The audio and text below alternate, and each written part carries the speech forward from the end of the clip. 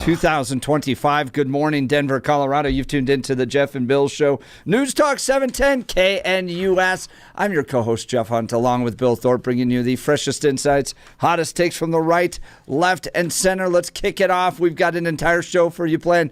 Chris Murray's going to join us here in just a second. He's with 1st and 14th Law. What is this appellate court doing? Holding back Trump from implementing the Aliens Enemies Act in an effort to get these Venezuelan gang members out of here.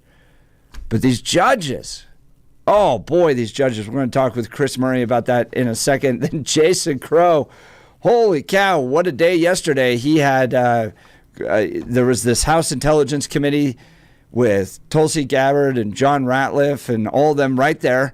And he goes after him, and then he goes on with Will Cain, and it gets spicy there. Will debates Jason over this signal debacle that's taking place. You're not going to want to miss this audio. That was wild. Matthew Groves is going to join us in the 8 o'clock hour. He's the president and CEO of the Colorado Automobile Dealers Association.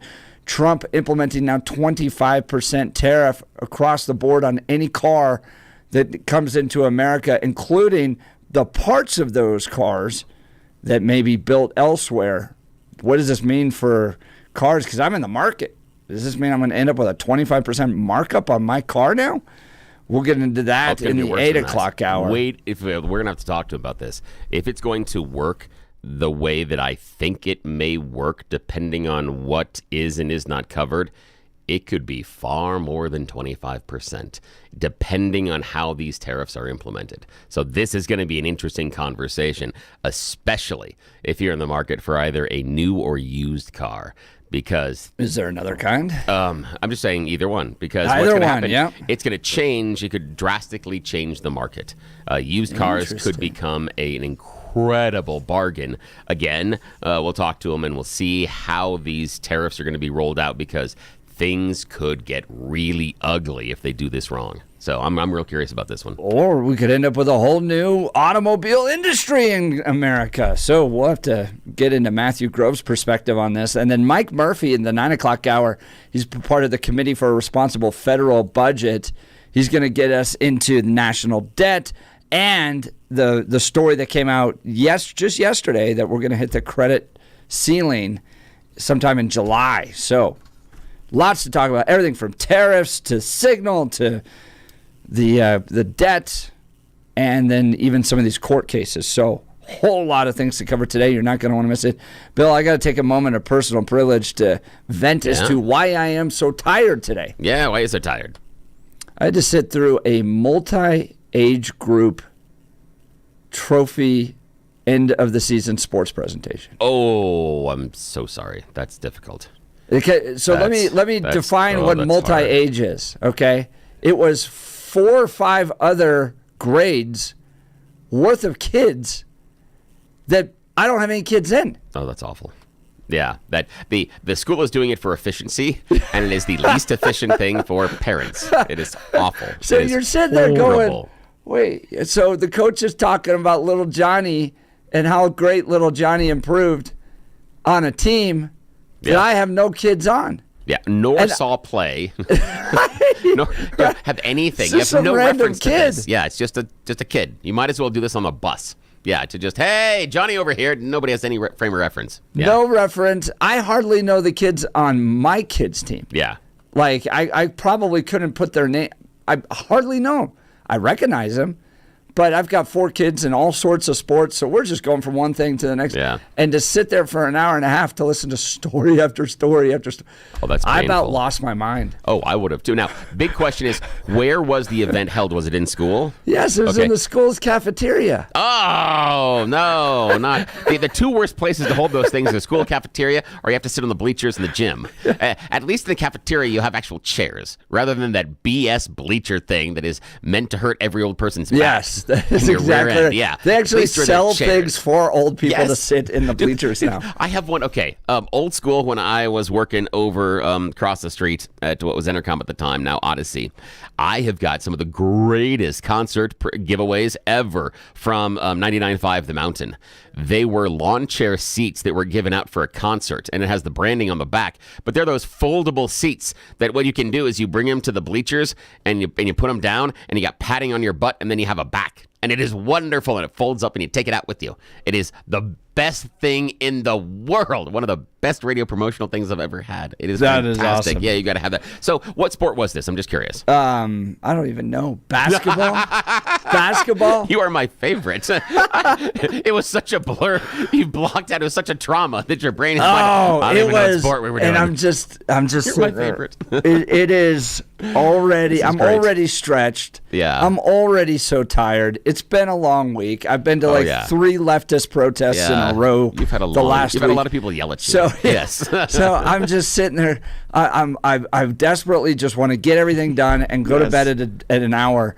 And yes, I understand if the coach goes on a little bit, but when you're into the realm of just totally other teams, totally where you've never even heard. And I'm done. Yeah. I decided to be the rude guy that just got up in the middle of it and left. I'm with you on that one. And one of the things, like, I hated it doing the high school with the kids in the academic awards. It's the end of the year academic awards, and every group gets up, and all the teachers, and here are the people that won the physics award, and here are the people that won the English award, and here are the National Honor Society. 2 hours of a bunch of kids I don't know, and I'm waiting for the 45 seconds where they announce my kid's name, and they walk across the stage. Do you feel bad that you just don't care about any other kid? I mean, maybe I could care a little bit about some of the other kids on our team because I watched them, and you're like, hey, you know what? You shot a lot of 3-pointers. Great work. Congratulations. But I just don't care. If I've never met your kid, I've never watched a game, I don't care about your kid. Yeah. Should I feel bad about that? The thing is, I don't care about your kids that are on teams that my kids aren't on those teams. I do not give a damn about your kid. Your kid could be the next LeBron James, and I don't care. That's exactly how I feel. Yes, that's exactly it. Oh, that's awful. Why? And again, it's efficient for the for the location and for the school, but it's such a bad waste of parents' time. All the kids and all the grades together on one night. Don't do it. No. Let the kids go to Chuck E. Cheese or whatever, run around, do 10 minutes of trophies. That's what you do. Then you're done and you're out of there. Yes, what you do is after the final game, or you go out together, you go out to somewhere to eat, everybody does it. And there should be beer. Picks up the tab, and that's expense through the school, and then you do the trophies there, and everybody has a much better time than taking time out of your regular week to go at a special event at the school to sit there to watch other kids you don't know. That's ridiculous. I feel so much better because I felt bad, but then I just was exhausted, and then I just decided to be the rude dude that was like, I'm out of here. Yeah. In the middle of the thing. I try not to with my kids' stuff. I try not to leave early only because our last name starts with T. So alphabetically, we are always at the end. So the number of times I've either been at an event where I've gotten an award, or, when I was younger, not now, or with my kids where the venue is 3/4 empty by the time they get around, I get it. I get the idea of asking your people to stay around. But the fact that they brought in so many other teams, I feel I would get up and leave too. All right. I wouldn't do it all the time, but in that's that why case, I'm absolutely, sucking down my 3rd cup of coffee this morning to try to survive. And Chris Murray will get there eventually. He's got the young kids. He's working his way up there. He has no idea what the dangers, the things that he knows that are coming. He has no clue. He has no idea. Chris seems pretty efficient. I think he'd get out of there too. Well, he's going to join us because this appeals court blocking Trump's administration's deportation flights in the Alien Enemies Act immigration lawsuits. Thank God we got somebody smarter than Bill and I to give us some insight on this. But now is time for Blake Olson. Blake Olson. Blake Olson, news and comment. Hey, happy Thursday. It's 46 and clear in Denver, expecting a high of 77 today. The 7-10 5-day forecast coming up. Our top story, employees at the EPA are trying to draw attention to pending job cuts. Workers at the Region 8 office in Denver held a lunchtime rally Wednesday, marching from the EPA office on Wewata Street to Union Station and back. The workers chanted while marching, but many refused to speak to reporters out of fear of retaliation by the 47 administration. Union leaders say a few employees have lost their jobs, but believe more cuts are coming. Republican chairman of the Senate Armed Services Committee, Roger Wicker from Mississippi, says there should be a full probe into the Signal group chat that divulged U.S. military attack plans to a slimy journalist. CIA Director John Ratcliffe says it'd be nice if they looked at the bottom line. For the last 2 days, members of the intelligence community have been asking questions about a Signal messaging group and not asking questions from Democrats either in the Senate or the House on China, Russia, Iran, and the real threats that are going on to the United States. And you can say that you care about the good work that agencies are doing like the CIA and that you care about 140 stars on the wall. But no one's asked me about my second day on the job here, where I lit the fuse that led to a foreign government participating with us to capture one of the senior planners of the Abbey Gate bombing that killed 13 Americans. Great point. And NPR and PBS grilled Wednesday in D.C. Brandon Gill of Texas and NPR CEO Catherine Mayer. It's interesting because a lot of your thinking, as expressed by your public statements, is deeply infused with economic and cultural Marxism. Do you believe that America is addicted to white supremacy? I believe that I tweeted that, and as I've said earlier, I believe much of my thinking has evolved over the last half decade. It has evolved. Why did you tweet that? I don't recall the exact context, sir, so I wouldn't be able to say. Okay. Do you believe that America believes in black plunder and white democracy? I don't believe that, sir. You tweeted that in reference to a book you were reading at the time, apparently, The Case for Reparations. I don't think I've ever read that book, sir. You tweeted about it. You said you took a day off to fully read The Case for Reparations. You put that on Twitter in January of 2020. Time to cut funding. Homeland Security Secretary Kristi Noem toured the notorious prison in El Salvador Wednesday. It has taken in hundreds of illegals and terrorists who have invaded this country. She stood in front of... Dude, this video. Wasn't that great? This Wasn't that great video is... my wife's like, oh, is she in front of a green screen? I'm like, no, she is standing right, and this guy's just kind of looking at her. I mean, there's hundreds behind bars, and she's given the message. Here it is. Here at CCOT today and visiting this facility. And first of all, I want to thank El Salvador and their president for their partnership with the United States of America to bring our terrorists here and to incarcerate them and have consequences for the violence that they have perpetuated in our communities. I also want everybody to know, if you come to our country illegally, this is one of the consequences you could face. First of all, do not come to our country illegally. You will be removed and you will be prosecuted. But know that this facility is one of the tools in our toolkit that we will use if you commit crimes against the American people. So yeah, she's standing there, has a nice outfit on, looks really nice. And how those guys were not yelling or whistling at her. No. They must be. They got to be beaten into submission at this point. Well, you would think so. I think they still have the ankle bracelet, or whatever you call them, the handcuffs and the ankle. What am I thinking? On their feet and ankles and chained up. They're only wearing shorts, and they're back there just watching her. And behind bars is pretty powerful. Noem is also due to visit Colombia and Mexico before heading back to the States. More than 9 million Americans could see significant declines in their credit scores as their student loans go unpaid. Delinquent student loans are going to soon start showing up on credit reports for the first time since the pandemic shutdowns. Arrest documents are providing more details about last week's arrest of a Denver police officer. 50-year-old Troy Martin Smith was arrested Friday in Brighton. Investigators say Smith was outdoors arguing with a woman when he grabbed her and then pushed her down. She reportedly fought back, injuring Smith. He allegedly pushed her down again once, and then they went inside, causing her to fall. The arrest report also claims that Smith and the woman were drinking before the fight. She is being investigated for suspicion of assault, and he is being investigated for suspicion of assault and domestic violence.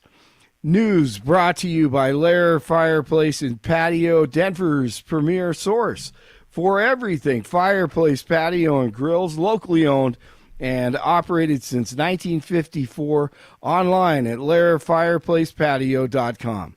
The Nuggets beat the Bucks 127-117.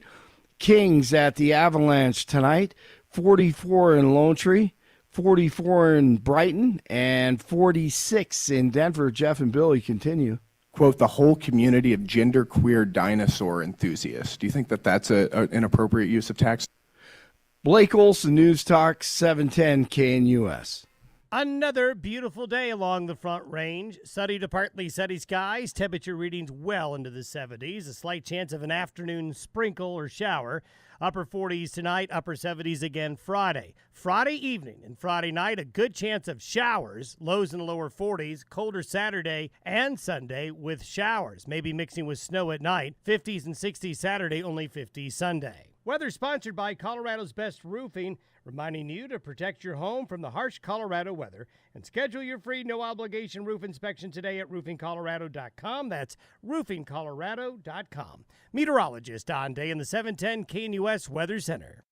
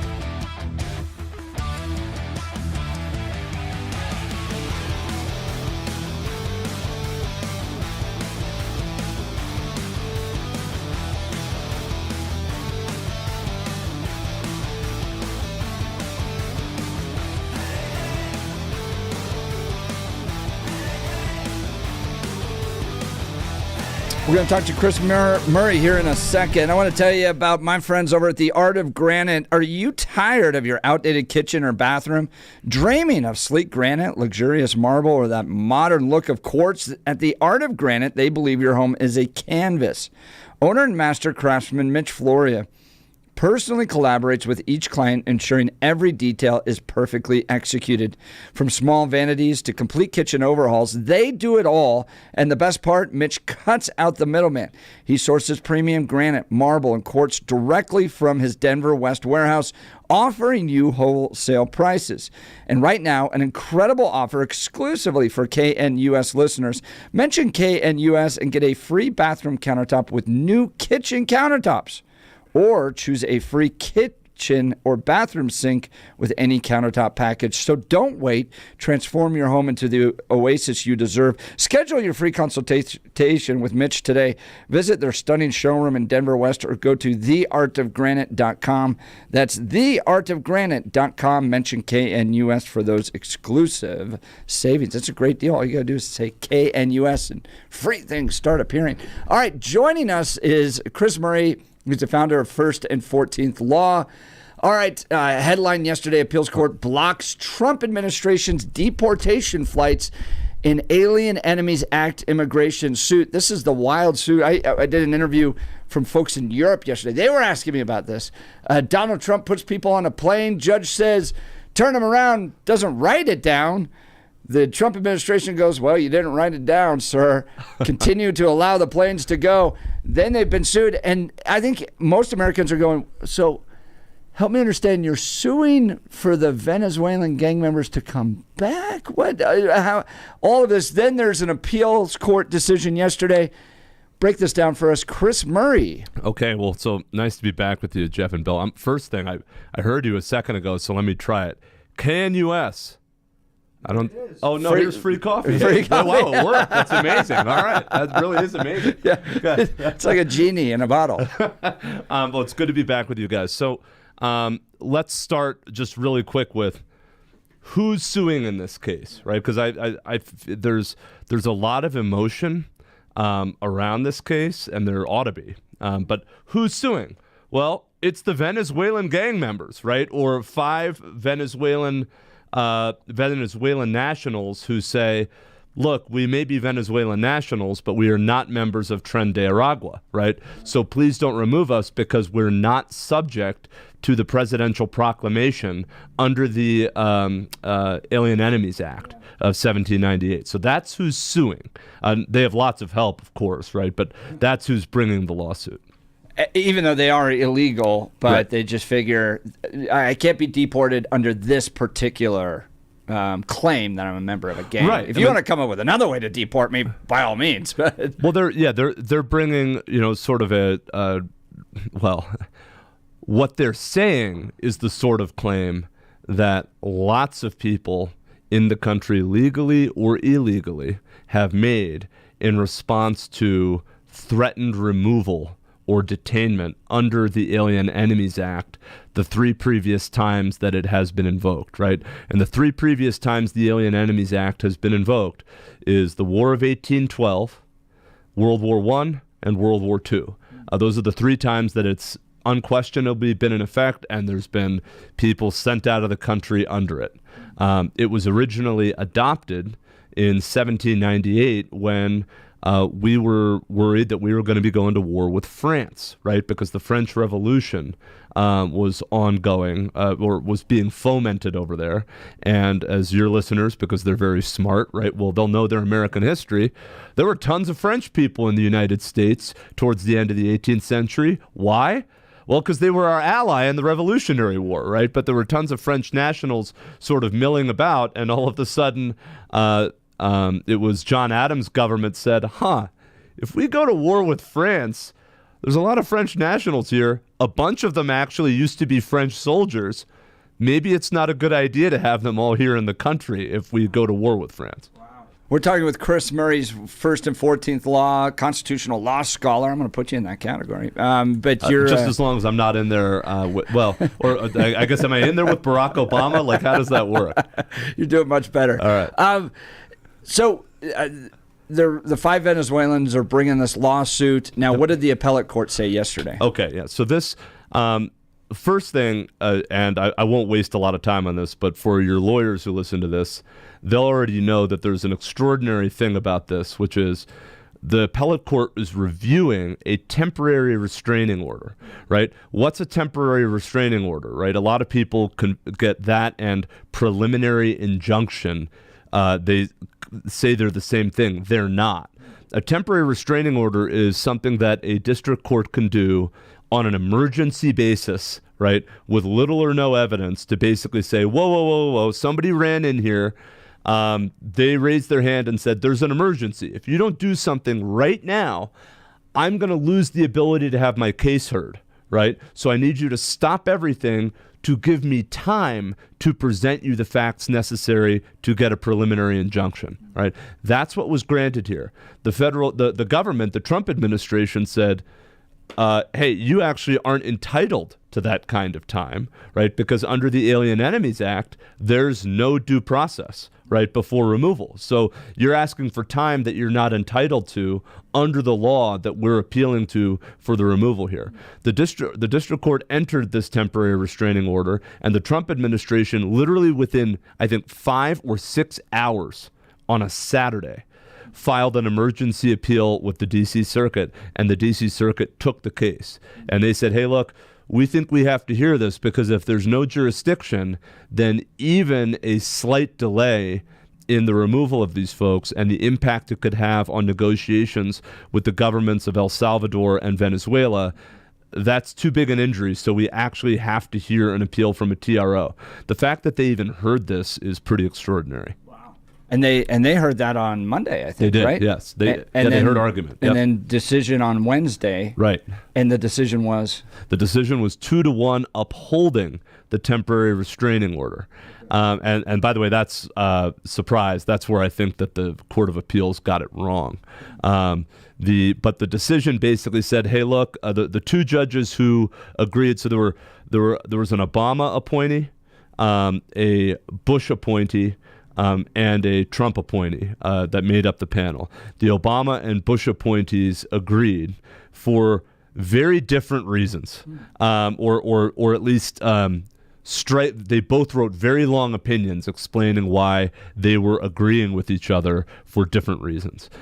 But what it came down to was the Bush appointee, who I think was the swing vote here, said there may be some question about the procedure that was used here, but if we lift this TRO, right, if we lift this temporary restraining order, Trump has said he's going to send these people out of the country, and the whole case is going to go away, right, because they'll be in an El Salvadorian prison, right, within hours. And so I'm going to uphold the TRO just to let the case continue proceeding, because I think it's the sort of emergency relief that a court should be able to enter. So where does this go now, Chris Murray, 1st and 14th law? They will try and take it up to the Supreme Court. On the TRO itself? Or on the argument about the Aliens and Enemies Act? Well, so we haven't even gotten to that. This is just whether or not you can have a temporary restraining order. And that's actually like what I think the bigger story here is. I think the government will take it up to the Supreme Court or try. I don't know whether the Supreme Court will take the case. They don't have to. But if the Supreme Court takes the case, I don't think the Supreme Court is likely to take this case to affirm. I think if the Supreme Court takes it, it is likely to take this case to reverse, and to reverse on the ground that the dissenting judge, Judge Walker, articulated, which is that these plaintiffs who are confined, all these Venezuelans are in a federal detention facility in Brownsville, Texas. That's in the southern tip of Texas. Okay. The dissenting judge said, hey, what these guys are essentially asking for is a writ of habeas corpus. Good for them. Anybody, including an alleged alien enemy, is entitled to see a writ of habeas corpus if they say they're not an alien enemy. But you've got to do it in the federal district where you're located. You can't do it in Washington, D.C. Including me, what a writ of habeas corpus is. Oh, sure. A writ of habeas corpus means, habeas corpus, right, means bring me the body, okay? Habeas, bring me corpus, the body, the human body, right? And what that writ means is, hey, I have been either unlawfully, confined, or I'm being confined in the wrong place, right? Or I'm subject to a transition of my confinement to somewhere else. My otherwise lawful confinement is going to go somewhere unlawful, like potentially El Salvador, right? Because I'm an alien enemy, but I'm not an alien enemy, right? So that's what the writ of habeas corpus does. It says, hey, get me in front of a judge right now so the judge can say to the government, explain to me why this person is confined, right? And if the person petitioning for the writ is correct, the judge will say, government, doesn't sound like you have a good reason to either have this person in prison or have them in this particular prison. I'm going to order them released. Wow. Talking with Chris Murray, 1st and 14th law on the Alien Enemies Act debate taking place in the courts here. So you mentioned this has been used a few times in the past. Yep. Do you think it's right for the president to use it now?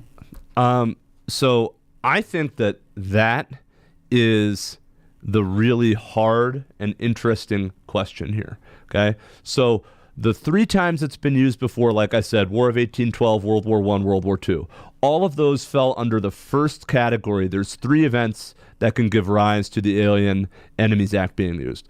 The first one in the act is, quote, a declared war between the United States and any foreign nation or government. Well, the War of 1812, World War I and World War II were all declared by Congress. Okay? There's 2 other clauses, though. You can invoke it when there's an invasion right? Or predatory incursion against the country, okay? And invasion, right? Invasion, the president, by the way, used both of those. He said Tren de Aragua is basically a narco-military organization sanctioned by the government of Venezuela, right? They're working for Nicolas Maduro. They're here to destabilize the United States. So they're invading us. But he also said, and I think this is by far the one where it's like, geez, why wouldn't it be, right? They're engaged in a predatory incursion. What's the difference between an invasion and a predatory incursion? An invasion, a lot of people have it with the idea of it's a military here to take territory. By the way, in Mexico, cartels have taken territory, right? And they're acting as de facto governments in all huge areas of northern Mexico. Some might say they acted as a de facto government in that apartment complex in Aurora, right? Right, collecting rent and those types of things. Totally. Yeah, but let's leave aside whether they control territory or trying to control territory in the U.S. What's a predatory incursion? A predatory incursion is when a foreign actor shows up in your country and says, you know what I'm here to do? Not obey your laws and plunder, right? I'm here to do something there's a word that like a lot of military folks will know, like to deprecate the territory, right? So I'm here to do bad things to make it harder for you to govern your territory, to destabilize it, and to plunder it. That kind of sounds like what Tren de Aragua was doing, doesn't it? Right? So all that said, that's a lot of words about that's an interesting question. But I think the thing that is so brutal about what's going on in this lawsuit is the only way for somebody subject to an allegedly illegal removal order from the United States, okay, to challenge that under the Alien Enemies Act is a petition for writ of habeas corpus. A petition for writ of habeas corpus has to be brought in the federal court where you are detained. That means the Southern District of Texas for these guys. They didn't want to bring it there because the judges down there probably aren't going to be as friendly as the District of District Columbia judges, okay? And so what did they do? They brought a lawsuit under the Administrative Procedures Act, right? A lot of your listeners will know, hey, isn't that the thing that you use to challenge like an unlawful federal regulation? Yes, that's exactly what it is, right? And is a presidential proclamation a regulation? No, it's not, okay? And that's what the dissenting judge in the D.C. Circuit pointed out. He's like, we should reverse this because they filed in the wrong court. Let them go file in Brownsville, Texas, and then you know who the preliminary injunction would apply to? Only the 5 Venezuelans who brought the suit, okay? Not a nationwide class. Wow. Fascinating. Gosh, man, it's great to have somebody this smart walking us through it. We're talking with Chris Murrays with First and 14th Law. When we come back, I'm going to ask him whether or not Tulsi Gabbard and the effort to classify drugs and their incursion into our country as a terrorist threat is part of this effort to essentially label the cartels as enemies of our country and then be able to use the Alien Enemies Act. Is it all connected? We're going to talk more about this. You're listening to The Jeff and Bill Show. This is Denver's Talk Leader, News Talk 710 KNUS.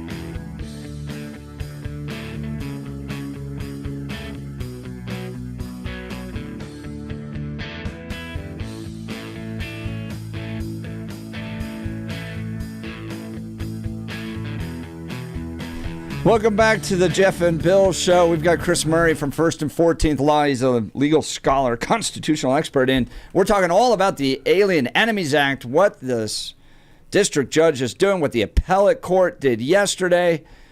0459 texted in, thank heavens you finally have somebody on who knows something about the Constitution rather than these YouTube experts who couldn't spell Constitution if you spotted them all the consonants.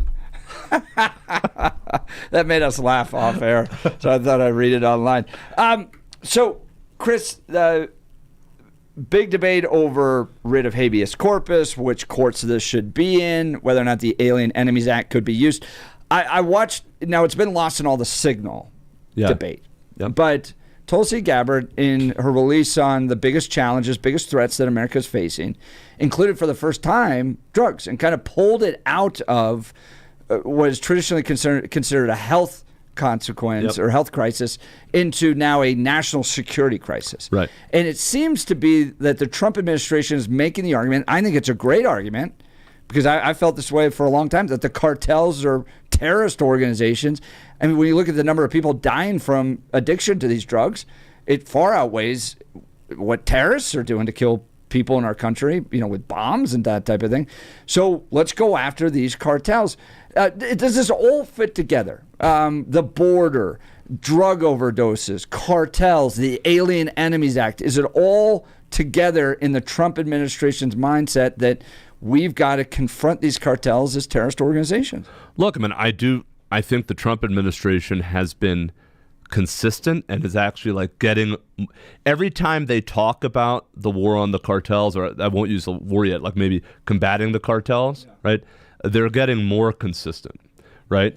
And they are framing this, and not just framing it, that word gets used too much. They're declaring that this is a national security problem and that they believe they've got the tools to deal with it if we treat it like a national security problem, right? And again, that's why this case in D.C. is such a big deal, right? Because this is the judiciary, right? How does and I harped on this the last time. I'm going to say another quick word on it.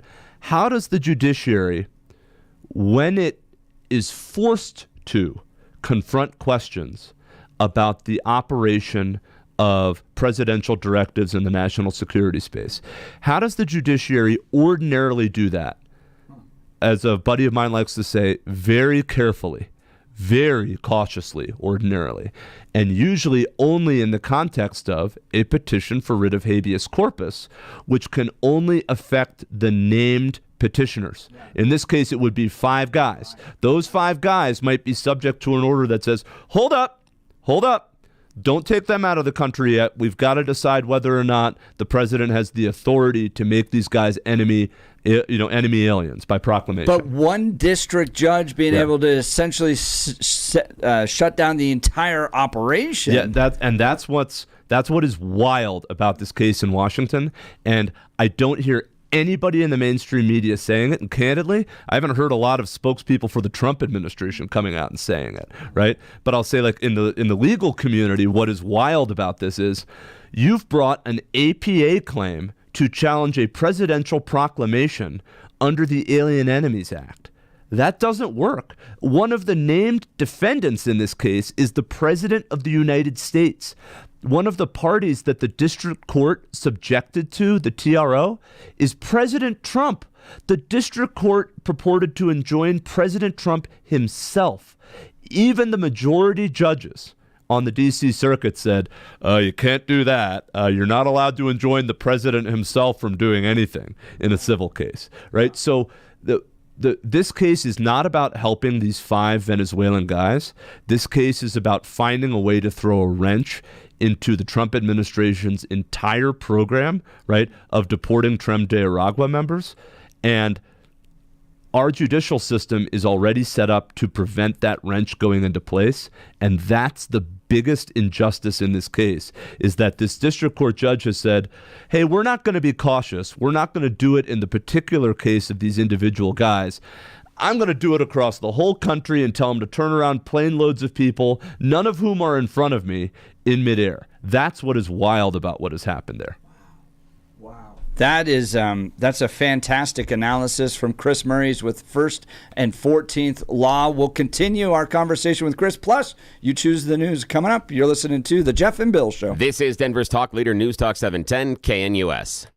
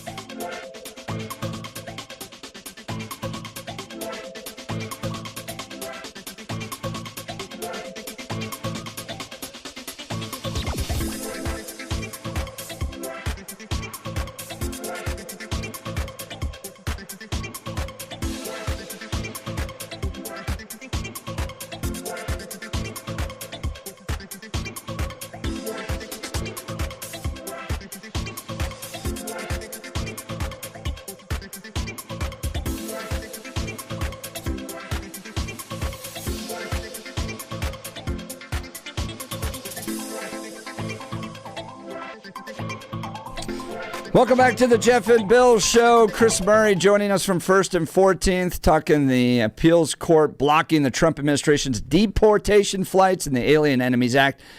If you missed any of it, you got to go listen to it. He did a great analysis, constitutional breakdown on it. George Brockler texted in, Chris's constitutional brain is the WOPR computer in war games. I don't know what that is. I don't get the reference on that. Is that before my time? You sweet summer child. I mean, I do get the reference, and I don't know if I should be hurt or not, because the way you pronounce that computer's name, if I remember now, was Whopper. Yeah. Right? Yeah. It was Whopper. Yeah. Yeah, it was. Yeah, do you want to play a game? Yeah, right. Yeah, exactly. Right. Yes. Yeah, well, sort speaking of that, right? Yeah. Yes. Yeah. Speaking of that, we're going to play a game with Chris Murray now with You Choose the News, Bill. Yes, it's that time of the morning where we get to make questionable decisions. We are going to take our jobs in our tiny little hands. It's something we call You Choose the News. It's America's favorite fake radio news game show. I've spent moments this morning scouring the interwebs for really stupid stories about us humans to give them more ridiculous headlines to play this fake radio news game show. Why? Because we are left unsupervised at this hour of the morning. There's nobody that can make any reasonable decision that is awake until 7 o'clock, so we are going to take full advantage of this time and waste valuable airspace and time. Yes, but again, remember, this is a secret, so shh, don't share it or we are all in trouble. Mostly me, but that's how it works. Okay, we got a meeting with the big guy later on today, too, so I got to make sure we don't talk about this thing. Okay, now Blake Olson joins us from the news department. We have got Chris Murray in the studio along with Jeff Hunt. Now, it's going to go Jeff, then Blake, then Chris. Your headlines this morning, gentlemen. And I use that term loosely. All right, headline number 1, not a bedtime story. Headline number 2, not a novelty. Headline number 3, looking for forgiveness. And headline number 4, new you, new problems. Not a bedtime story, please. Yeah, not a bedtime story. Here we find ourselves in Great Bend, Kansas. A babysitter discovered something that normally only occurs in childhood bedtime stories recently during an assignment. She was babysitting on Monday around 10:30 at night when the young child came in and said, I'm a little scared to go to sleep in my room because there's a monster under my bed. And the babysitter walked in and said, no, there's no monster. There's, oh my God! There was a guy hiding underneath the bed of the kid's bedroom. Yes. Now, the man fled the home before officers arrived. He was identified as someone who used to live at the house, but was barred from being there due to a protection abuse order. The sheriff's office said deputies searched for the man in the area, found him in the morning near the home again. After a short pursuit, he was taken into custody. 27-year-old man has been booked into the county jail. Yes, so there really sure was it's not a the monster. ACLU in Elizabeth? But still, it really was a monster under the bed. That's the thing. Yeah, that's the whole thing, is the entire time you really had a monster under the bed. Okay, Blake Olson, not a novelty, looking for forgiveness, or new you, new problem. Looking for forgiveness. And before we move on, Chris, I have no idea what George was talking about, but you are the boss, man. Great to have you here. You know, George is under a lot of stress in his new job right now. Yeah, you don't know war games. You don't know war games. You can say war games. Okay. I'm asking for forgiveness. Okay. Alrighty. So we're looking for forgiveness now. A man who admitted stealing more than $280 worth of Cadbury eggs has now been banned from an English county for 3 months. The 26-year-old went into a Tesco Express recently at about 11 o'clock at night and stuffed numerous chocolate eggs into a duffel bag and then tried to run away. The bag dropped nearby was full of the Easter favorites. Along when police officers contacted him, boxes and other eggs fell out of the pockets in his jacket.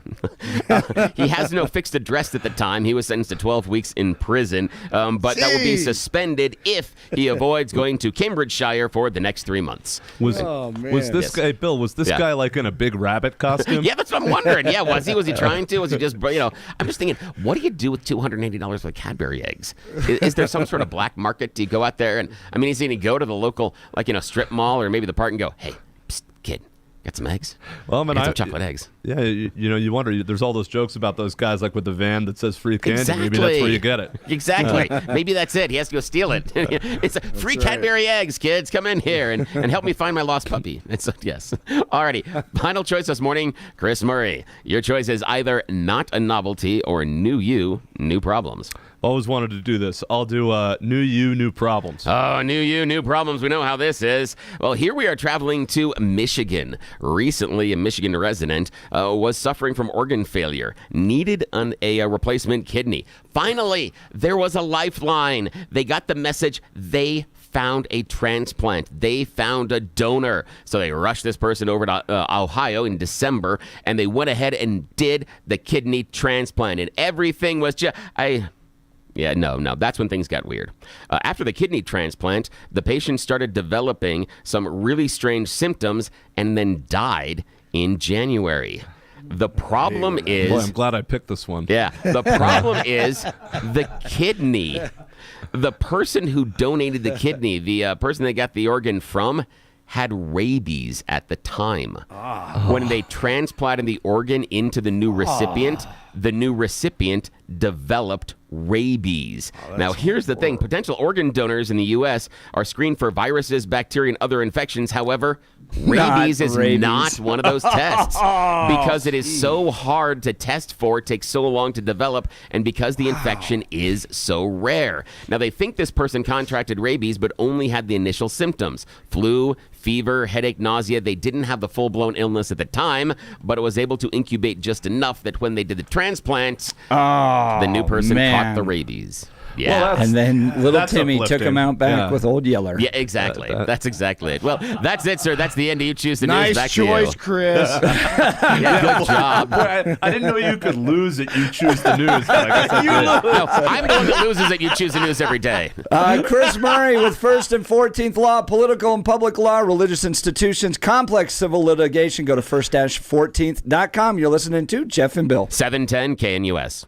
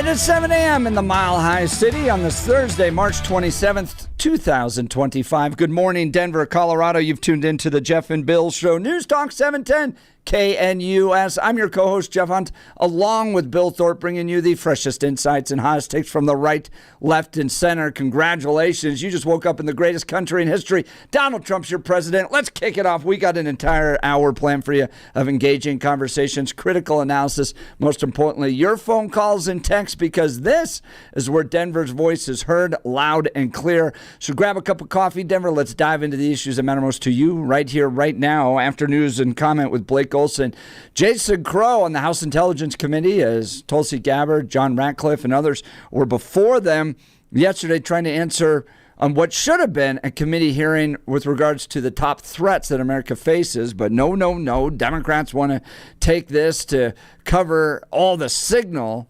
debacle, and Jason taking his time to address that. And then he goes on Fox News afterwards, and he and Will King get into a debate. You're not going to want to miss this conversation. But now is time for news with Blake Olson. Blake Olson. Blake Olson, news and comment. Good morning. Thursday, 45 and sunny in Denver, expecting a high of 77 today. The 7-10 5-day forecast coming up. Our top story, a Colorado judge has disbarred an immigration attorney for allegedly using client trust accounts to pay personal expenses. The state's presiding disciplinary judge took the law license of Lindsay Arroyo earlier this month. The judge called Arroyo a significant danger to Colorado citizens in his order, which documents some of her behavior. Hey, client, yes. No, please finish, Blake. I got something on this. Clients claimed that she took the money but never filed their immigration paperwork, pocketing thousands of dollars, and the judge ordered Arroyo to repay over $8,000. Blake, I'm so glad you picked up on this, because it's not in my video, but when I went down to this anti-ICE protest outside of the ICE facility in Aurora, Colorado, each one of them got up there and talked about how they're getting ripped off by their attorneys. Wow. I think this is a growing scandal that's going to pop, that you have certain attorneys that are taking advantage of these illegal immigrants that are raising money and then trying to hire the immigration attorneys, to go fight. Interesting. And to a T, just about everybody that got up talked about this. I don't think you're going to see the progressive left cover this, but there's abuse taking place there. Yeah, I didn't even think about it until I saw that. Wow. DJT says news reports about the Signal group chat leak are a witch hunt. 47 says that he has full faith in his intelligence community, despite the fact that a reporter was included in a group chat on Signal earlier this month regarding U.S. attacks against Houthis in Yemen. CIA Director John Ratcliffe says no one asked him about the good work that agencies are doing like the CIA, and that you care about 140 stars on the wall. But no one's asked me about my second day on the job here, where I lit the fuse that led to a foreign government participating with us to capture one of the senior planners of the Abbey Gate bombing that killed 13 Americans. A federal appeals court is upholding a court order blocking certain deportations. A federal judge had temporarily blocked the Trump administration from deporting illegals it claimed were connected to TDA. In a 2-1 decision Wednesday, a federal appeals court chose not to lift the court order. Chris Murray of 1st and 14th Law in the studio says that, hey, we need to get ready for a writ of habeas corpus. So that's what the writ of habeas corpus does. It says, hey, get me in front of a judge right now so the judge can say to the government, explain to me why this person is confined, right? And if the person petitioning for the writ is correct, the judge will say, government, doesn't sound like you have a good reason to either have this person imprisoned or have them in this particular prison. I'm going to order them released.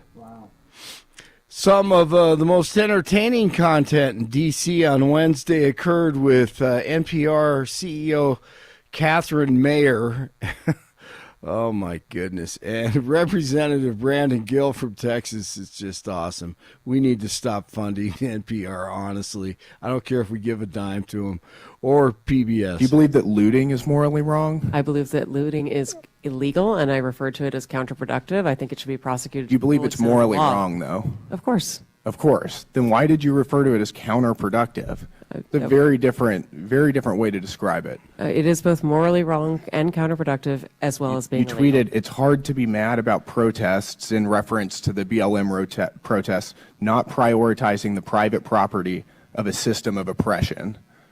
You didn't condemn the looting. You said that it was counterproductive. NPR also promoted a book called In Defense of Looting. Do you think that that's an appropriate use of taxpayer dollars?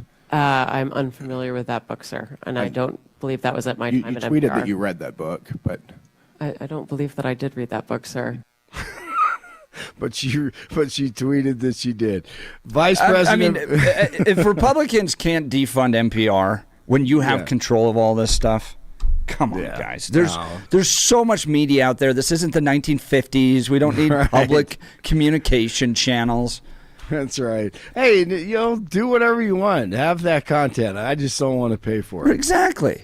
And they pointed out during that hearing yesterday that the entire newsroom is full of registered Democrats. There's not a single registered Republican 100%. there. This is just pure leftist propaganda. It's totally a seized agency, and it shouldn't be taxpayer funded. Yeah, and I'm jealous because their signals are always so strong, man, and the audio sounds so good. I'm like, man, come on. We've got to fight, just to get our message out there, in the free market, but that's what they should have to do. So, yeah, it's ridiculous. Vice President Vance and his wife are changing their plans for this week's trip to Greenland, the semi-autonomous Danish territory that President Trump said that the U.S. should control.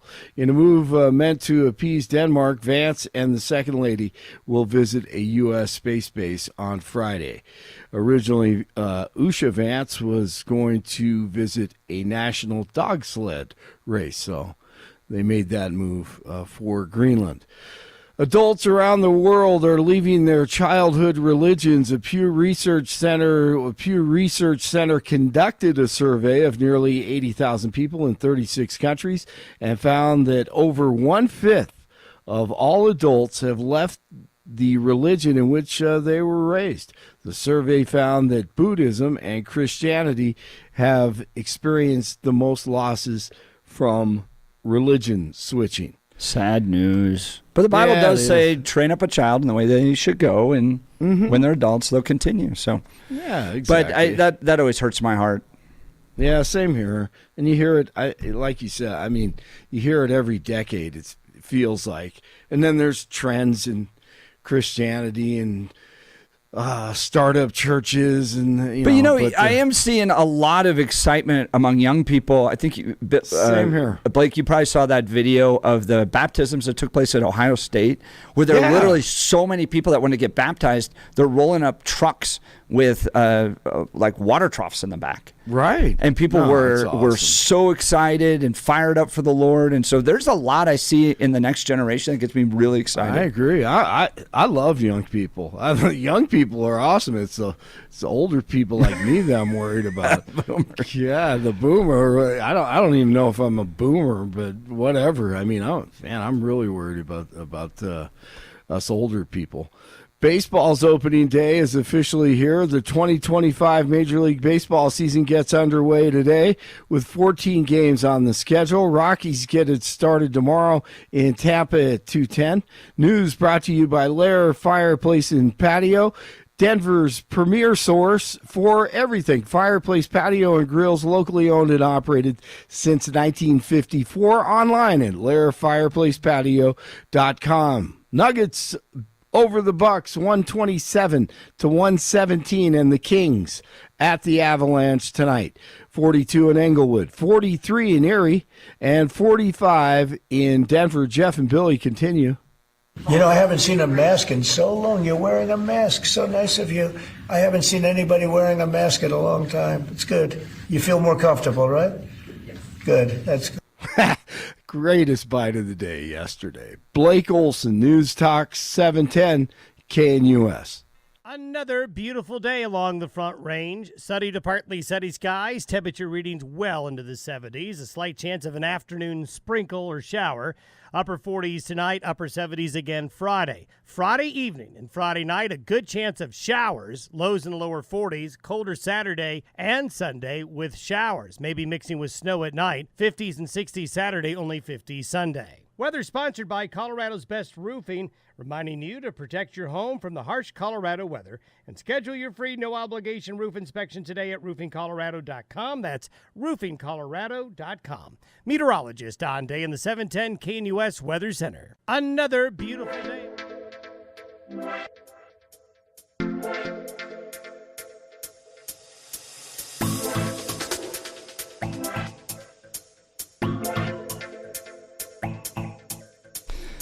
Welcome back to the Jeff and Bill Show. So yesterday, the Intel chiefs were before the House Intelligence Committee. A few days ago, they were before the Senate Intelligence Committee. And then they went before the House yesterday. Jason Crow on that committee. Here he is using his time to go after the signal debacle. That area, so the CIA is very much focused on that. Gentleman's time's expired. Mr. Crow. Thank you, Chairman. General Hawk, the NSA recently warned its employees not to use the Signal app. Is that correct? What we did, Congressman, is we put out cybersecurity advisories on a whole host of systems. On the Signal app that was included in that advisory, right? What we've done is we've put out an advisory on how to use the Signal app and other encrypted applications, because we do encourage our employees and their families to use encrypted. Because there's risk to that app. There are. Okay. General Cruz, DOD also issued a warning about vulnerabilities to the Signal app recently, correct? That's correct. Okay.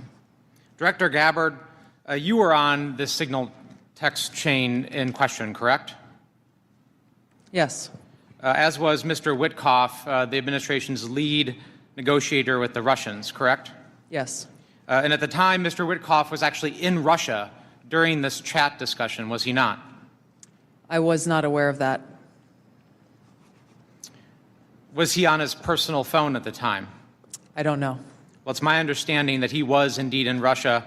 Director Gabbard, you were also traveling during this discussion, correct? Yes. And where were you?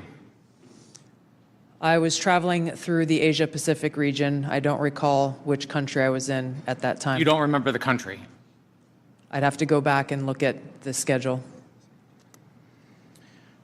Director Gabbard, I want to direct your attention again to the text chain where it says, just confirmed with CENTCOM, we are a go for mission launch. Does that indicate to you that there is about to be a military operation? Yes. Director Gabbard, earlier in this hearing, we heard about the DOD's classification standards. I want to now turn my attention to your classification standards. You're the Director of National Intelligence. The Office of the Director of National Intelligence classification guide says, quote, information providing indication or advance warning that the U.S. or its allies are preparing for an attack, end quote, is to be classified as top secret. Are you familiar with that? Yes. Director Gabbard, have the Houthis indicated an ability to shoot down American aircraft? Yes. They have in fact done so, haven't they? Yes. Including MQ-9 Reapers, haven't they? That's correct. And that was one of the systems used in the attack recently that's the subject of this discussion, is it not? Correct. General Cruz, are you familiar with this system? I'm not wearing my glasses at the moment, but... Well, I'll help you out. This is an SA-3 anti-aircraft system. Correct. Are you familiar with this next system? I am. What is it?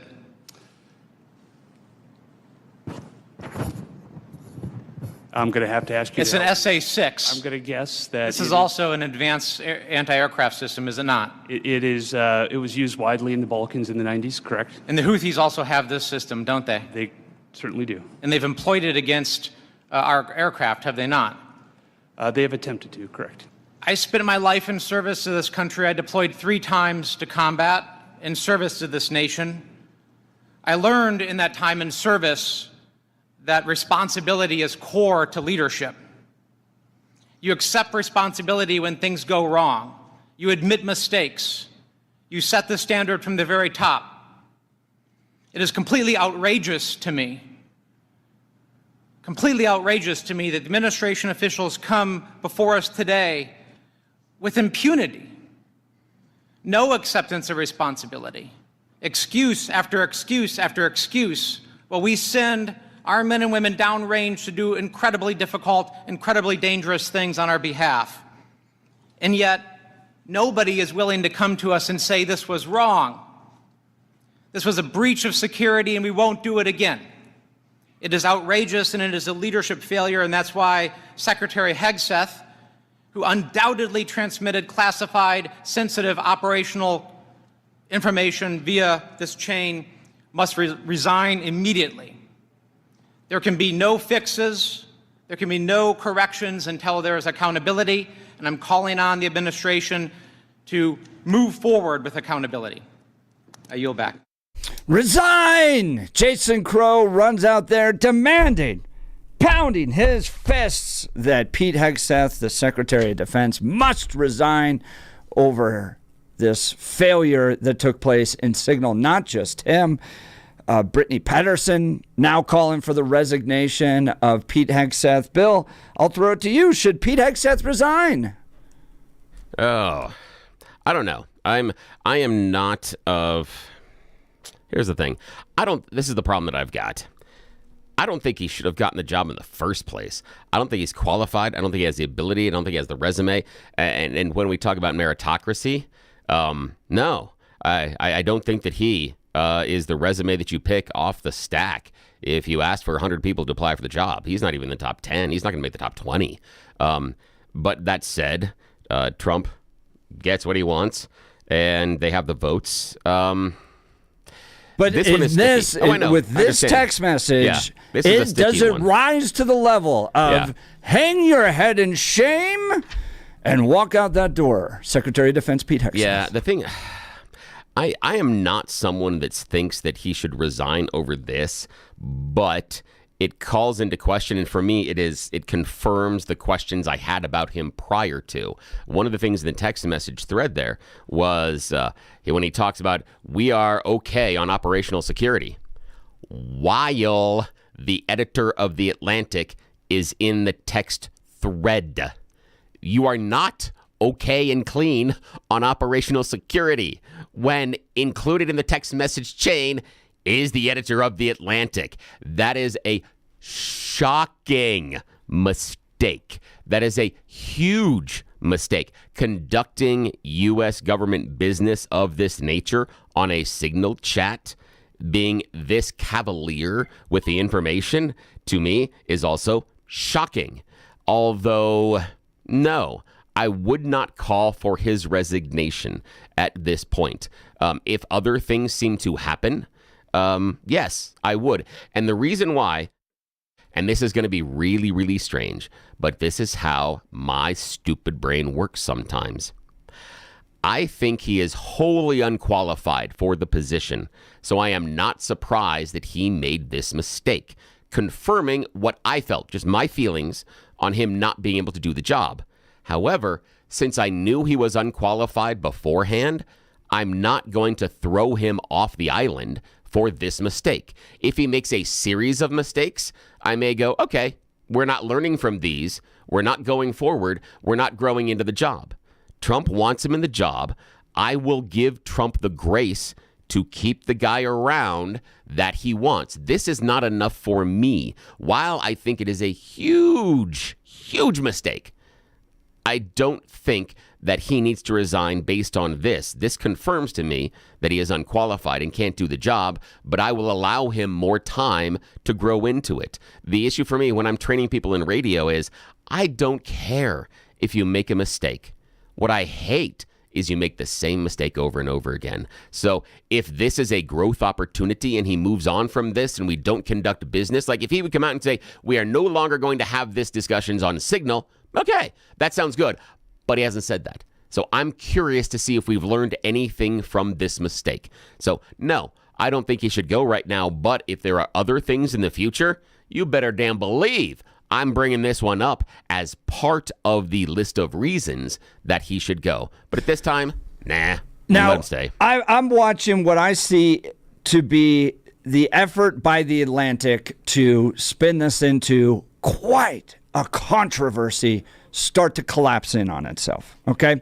I got an email because I'm a subscriber to The Atlantic. I'm also a subscriber to the Wall Street Journal and New York Times. I read all these newspapers, prepare for the show, and I got a nice little fundraising appeal from The Atlantic yesterday. Please support the journalism that we're doing. And a lot of what The Atlantic initially pushed out there, that this was highly classified information, that a CIA agent, an undercover CIA agent, was actually named in Signal, has proven to be not nearly what was claimed. John Ratcliffe yesterday saying the reporter, who I didn't know intentionally intended to indicate that I released the name of a reporter. The reporter also indicated that I released the name of an undercover CIA operative, he says. In fact, I released the name of my chief of staff, who is not operating undercover. That was deliberately false and misleading.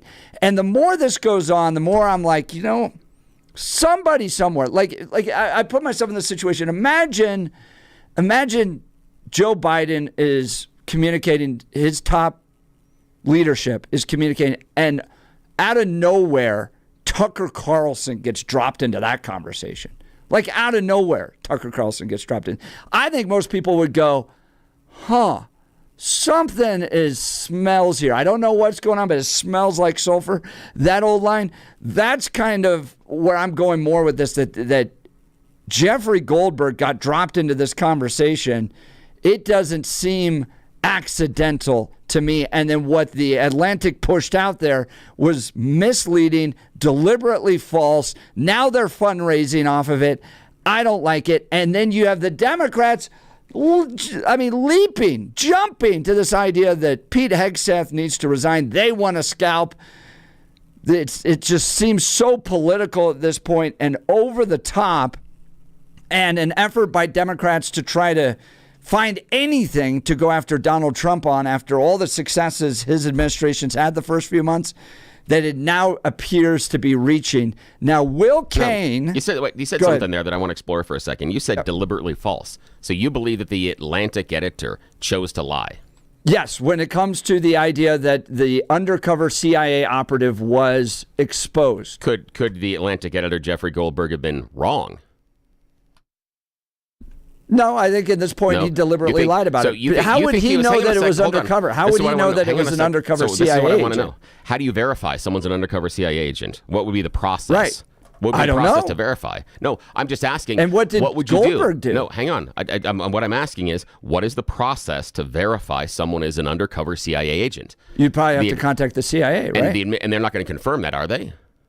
They're not going to say, yes, this person's undercover. But he put that in his article, Bill. I understand. But hang on a sec. I understand that he did that, and that can be a mistake. The question I have is that you jump to the idea that it is deliberate, that he made the choice. And see, what that means is he knew this person wasn't undercover and then represented it as such, which I don't see anything on the table that shows that. I see that Goldberg made a mistake and said that. If it was why would you mistake somebody as an undercover CIA agent? The issue being because my guess is, and again, I don't know, but I'm guessing once he saw the name, he did a search. And if he didn't do a search, then he didn't do his due diligence. But again, not deliberately trying to lie. I think this was an effort to inflate the story, to make it look worse. This thing was pushed by The Atlantic to look way worse than it actually was. And now it's become a tool to call for Pete Hegseth's resignation. No, this is pure political. No, not at all. Not at all. Because if you don't, the U.S. government doesn't publish a list that I'm aware of everybody that works for the CIA, because that would be used by foreign actors to get access to friends, family, things like that. Well, sure. So called a knock list. Remember? Tom Cruise. My guess is that, and again, I'm talking about people that just work the workaday people as well. There probably isn't a large list of those people available. So I'm guessing that someone at the Atlantic searched to find this person's name associated to the CIA and didn't find it or whatever, or just did a bad search. The idea that they looked at it and they go, oh, there's a name. This has got to be undercover. And they jump to that leap of undercover. That's exactly what he did. And no, he didn't. He was You have no proof of that. absolutely motivated to come after Trump. Again, because this guy's entire career has been based off of coming after Trump. You don't know he made that decision, Absolutely and yet you're ascribing it to him. No, you don't know. He did. That's easy. You don't know. It's not easy. That is 100% It's not easy. It's much easier. No, it's much easier to realize he made a mistake because you can't find that list of CIA employees, and it's a mistake. Does it call into question some of the other questions on the reporting? Sure, and that is a fair question. Well, but you're ascribing motivation that does not seem to Not exist. just that, but when Jason Crow yesterday tweets out specific dates, times, and locations and weapons shared in advance of strikes, there was no locations. There were no locations there listed. And he even admits it later. I want to play for you this Fox clip in a second, but man, we got jam-packed phone lines. We'll get to you guys. We got lots of text messages here. Are you ready for this thing to move on? Is this a much ado about nothing type of thing? We're done with it. It smells bad. The Atlantic inflated it. Or is this so egregious that the Secretary of Defense, Pete Hegseth, has got to go for the sake of the men and women out there fighting our wars? What do you think? Give us a call, 303-696-1971. Text us on the Dan Caplis Law text line, 720-819-5115. I want to talk to you about my friends over at the Black Eyed Pea of Colorado, locally owned and operated by Steve and Michelle. I love this restaurant. Had lunch there yesterday with my college roommate. I hadn't seen in a few years. He was coming by, and I said, let's go to lunch at the Black Eyed Pea. My buddy had the burger with mushrooms. I had mom's meatloaf. Love this restaurant. Home-style cooking, worth going out for. With 8 locations, there's sure to be one near you. When's the last time you took the family to eat at the Black Eyed Pea? Everything's made from scratch. Roasted turkey breast, mom's meatloaf with the brown gravy. That was my favorite yesterday. Grilled salmon. How about homemade soups, great salads, delicious mashed potatoes? They've got daily specials. They've got senior discounts, and better save room for dessert at the Black Eyed Pea. They have the mile-high 1-pound chocolate cake. It's incredible. I order it. All the kids grab a fork, and we dive in. It is so perfect. Absolutely the best chocolate cake here in Colorado. Make your dinner party, rehearsal dinner, wedding reception, or company event a success with Black Eyed Pea Catering. And no matter what the occasion, Black Eyed Pea gift cards are always great. So whether you purchase them for your spouse, birthday favors, or holiday presents, they got you covered. I love everything about this restaurant, and I know you will as well. So keep it in Colorado and visit the Black Eyed Pea near you. We'll get to your phone calls and texts. Plus, Will Kane and Fox rakes Jason Crow over the coals. You're not going to want to miss this audio. You're listening to The Jeff and Bill Show. This is Denver's talk leader, News Talk 710 KNUS.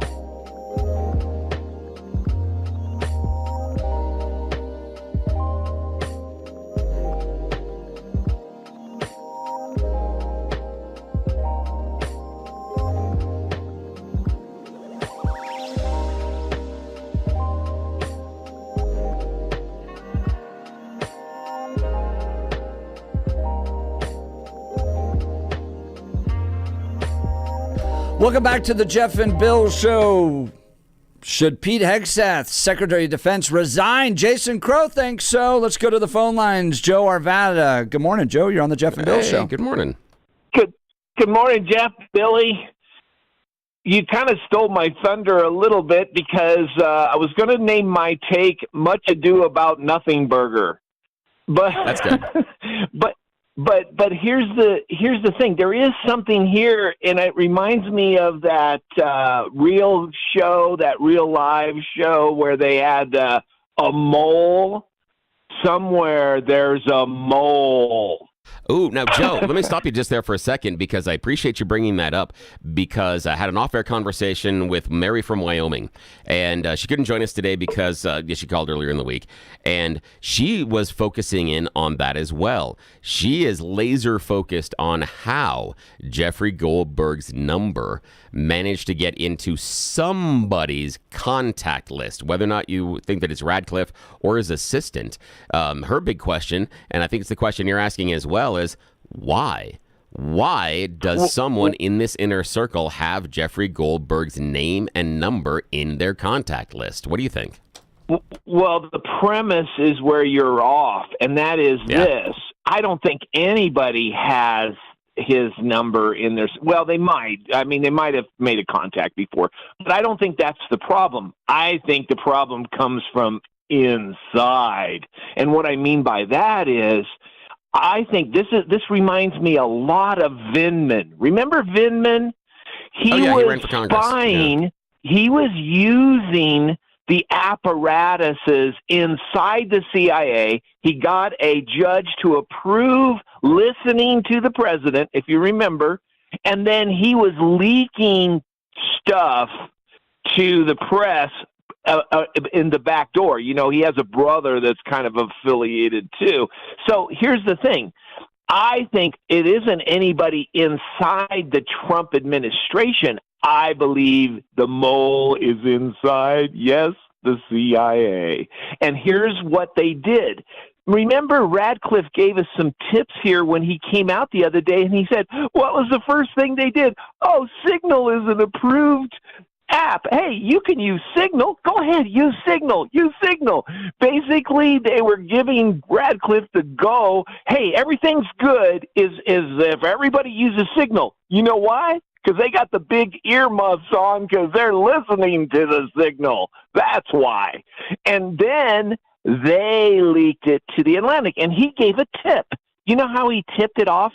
When you get a tip from the CIA, you never want to say, hey, maybe we should look and see if there's a CIA agent. But he did. He made the classic mistake. He said, maybe there's a CIA agent that they're revealing out there. Well, guess what? He's the one that got the tip. That's the mole. The mole is on the inside. And here's the thing. The Trump administration knows it. And now they're trying to ferret out the mole. The problem is, can we get inside the apparatus and find who the mole is?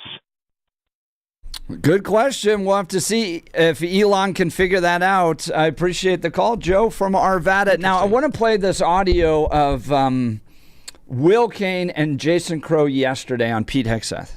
And Congressman, what I'm trying to figure out today is whether or not you guys, as Democratic congressmen, are genuinely interested in the national security of the United States, or whether or not you're trying to score hyperbolic partisan points. So I'm sure we're going to find out you're principled on this, on these calls across the action. So when we had our disastrous withdrawal from Afghanistan, wherein 13 Marines were killed, did you call for the resignation of Secretary of Defense Lloyd Austin? Well, listen here. This, but what if or whatever situation. No. Always what you do. I'm trying to figure out if you're principled and you've applied this on every occasion. These are apples and oranges situations. These are apples and oranges situations, right? Lloyd Austin never once in his entire career sent classified, top secret information about military plans and a mission over. So you didn't. Extremely dangerous territory in the way that Pete Hegseth did. Right? Just to continue the curiosity, did you call for the resignation, Congressman? Did you call for the resignation of anybody from the military for that withdrawal from Afghanistan wherein 13 Marines were killed? If not Austin, anyone? Did you call for anyone's firing? Will, listen to me. These are apples and oranges situations, right? You're not a veteran, right? No, I'm not. No, let me explain something. Retrograde operations, withdrawal operations are some of the hardest operations anybody can conduct, right? Now, I've been very vocal. I was very vocal against the Biden administration. I didn't pull my punches there, right? And actually what I did is I led a bipartisan effort to create an Afghanistan War Commission to actually investigate it. And then I was actually appointed the ranking member, the Democrat, of the Oversight and Accountability Subcommittee to conduct an investigation. And we did that. And there was a complete and comprehensive report of the lessons learned. Right. And I'm actually sponsoring legislation to fix those issues. I have some of your words right here. We're taking action to fix it. Congressman, in fact, I do have some of your words right here. So this is what you told CPR News, which is a Colorado news agency. Back in 2023, you said, I do think the withdrawal from Afghanistan was messy. It was chaotic. There were a lot of mistakes that were made, and I haven't pulled punches on that. And then you go on to say in that same interview, but there are lessons learned, and I take a holistic look and not look at it through a small frame. So you admit that it was a mistake. You know that it was connected. I agree, by the way, it is apples and oranges, because in this situation, 13 Marines actually died. So I agree, they're not apples to apples comparisons. But on this particular mistake, you didn't demand anyone's resignation. And so I don't find it principled that now you do when nothing happened other than a successful military operation was executed. It seems to me, Congressman, that what you're doing is playing politics, not principles. Operation. Absolutely not. Absolutely not, right? Focus on the issue at hand right now, right? My number one sacred responsibility is to make sure today and tomorrow and going forward, our men and women in uniform are protected. And I don't have that confidence right now because no one's accepted responsibility. But you right? did Very under clearly. Lloyd This is what we Austin. know. This is what we know. But you did this is under what we Lloyd know Austin. happened. This is what we absolutely know, uncontroverted, happened. The Secretary of Defense posted over an unsecure, unclassified channel in real time the launch of missions over contested enemy territory over the Houthis, by the way, which are not a bunch of folks riding around in the back of pickup trucks carrying AK-47s, but this is a small army that has some of the most sophisticated air defense weapon systems in the world that has actually shot down MQ-9 Reaper drones recently and shot down other U.S. systems, right? And they compromise the integrity of that mission. That is what we're talking about. That is what the hearing was about today, and that is the accountability that right now, I know what it was here about. today, I heard. we are pushing for. Because, listen, was the location of those, I have to go to sleep Congressman, at night. no, I have two more questions. I have two more questions.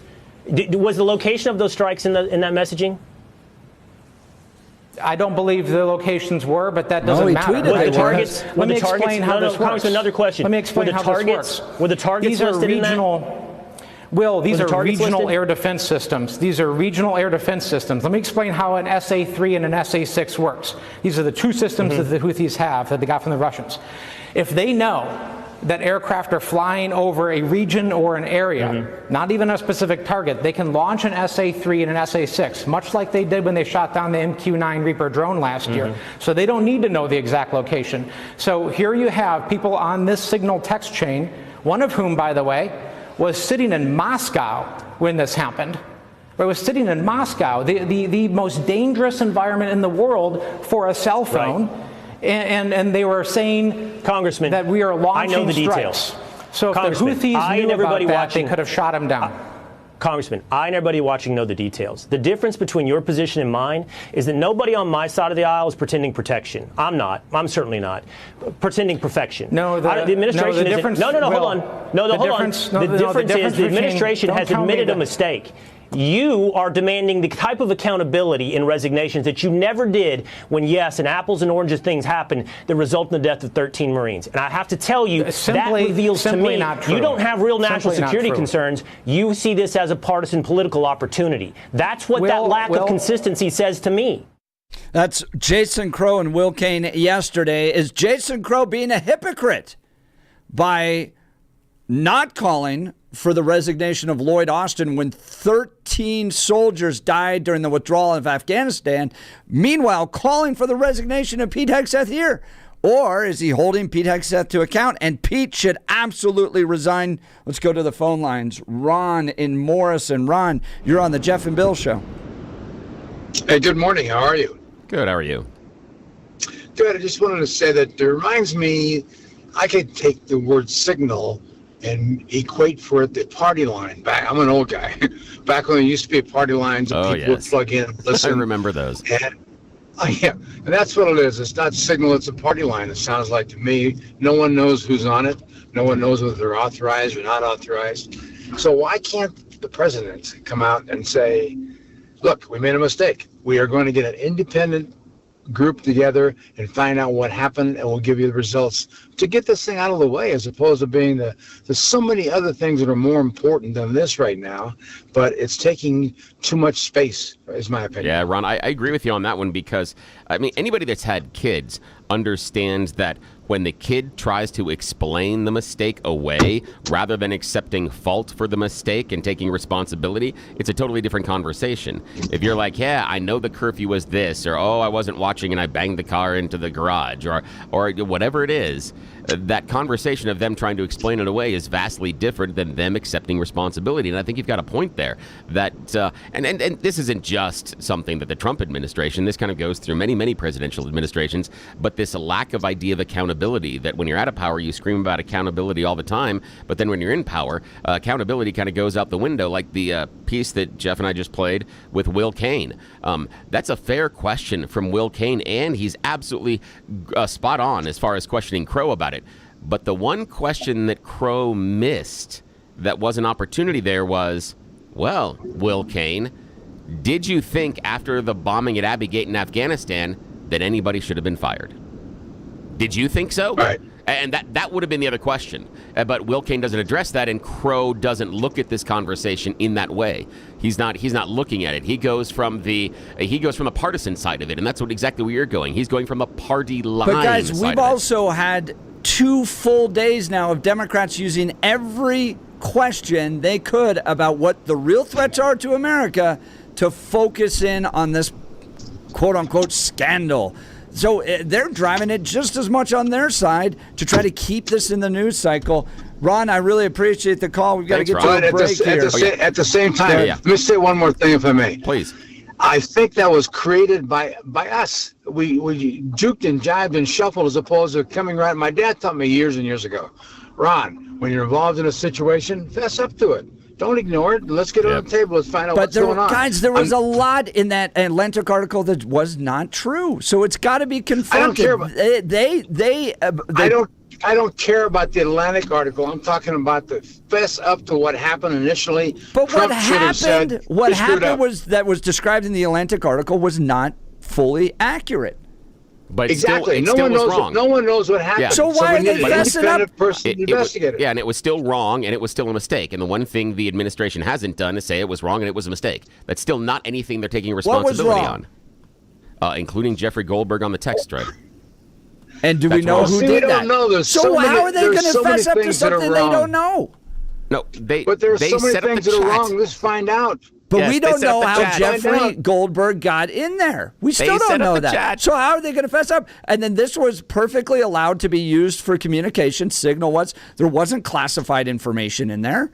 Everything that the Atlantic article has put out there has been exaggerated. No. So no, what are they going to fess up to? That is wrong. That is completely and totally wrong. What the Atlantic article outlined was information that should not have been communicated on Signal. That was verified by Ratcliffe yesterday. He verified this is communication that should not take place on Signal. He didn't say that. He said none of this was classified, that this was perfectly acceptable. No, he didn't. Okay, we'll yes, go back. I'll play the audio for you. We'll get to that. All right, Ron, we got to get to a break. All right, we'll continue the conversation. You're listening to The Jeff and Bill Show. This is Denver's talk leader, News Talk 710 KNUS.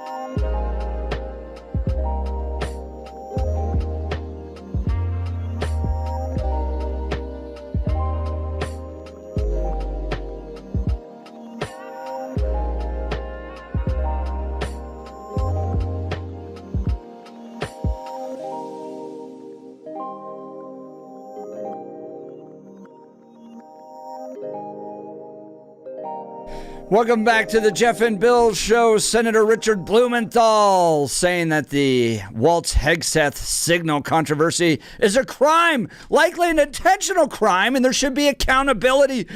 There should be a criminal investigation by the FBI. Oh, my gosh. No, It's I'm so not sure it's criminal. overblown at this point. Yeah. Let's go to Jim in Denver. Good morning, Jim. You're on the Jeff and Bill Show. But remember that Biden crime family stuff.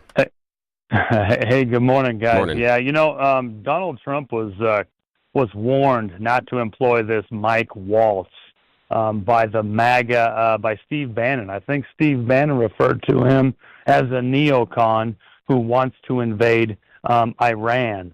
And when it comes to Jeffrey Goldberg, the journalist, has been used multiple times to release information, leak information by Cheney and Netanyahu over the last 30 years. So I think Joe's pulling on a thread, and he's uncovering, obviously, what's going on. Now, it's going to be up to Donald Trump to control this situation with these newly minted defense leaders who all of the sudden just cannot control any information all of the sudden out of the blue. And Jim, I mean, you haven't seen the leaks that came out of the first administration that Trump has. This is kind of the first one, and you bring up a good point. And I tried to put myself in this situation. If all of Biden's intel chiefs were having a discussion and Tucker Carlson just showed up in it, I think people would go, well, there's something weird there.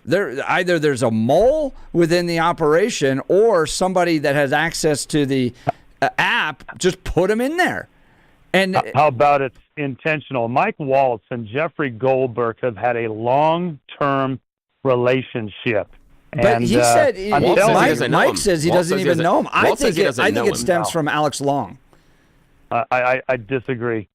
Jeffrey Goldberg has been used. The thing is, I understand. I agree with you that Waltz does know Jeffrey Goldberg. I don't think they're close friends. Sure. Do I think that he has the contact in his phone? Probably unlikely. But there are pictures from a couple of years ago of them standing next to each other at various events. Goldberg has talked about various conversations they've had at these events in the past. So they do know each other. Waltz saying, I have no idea who he is, that's not true. That's not been borne out based on what we've seen contemporary pictures and video. We just can't prove it.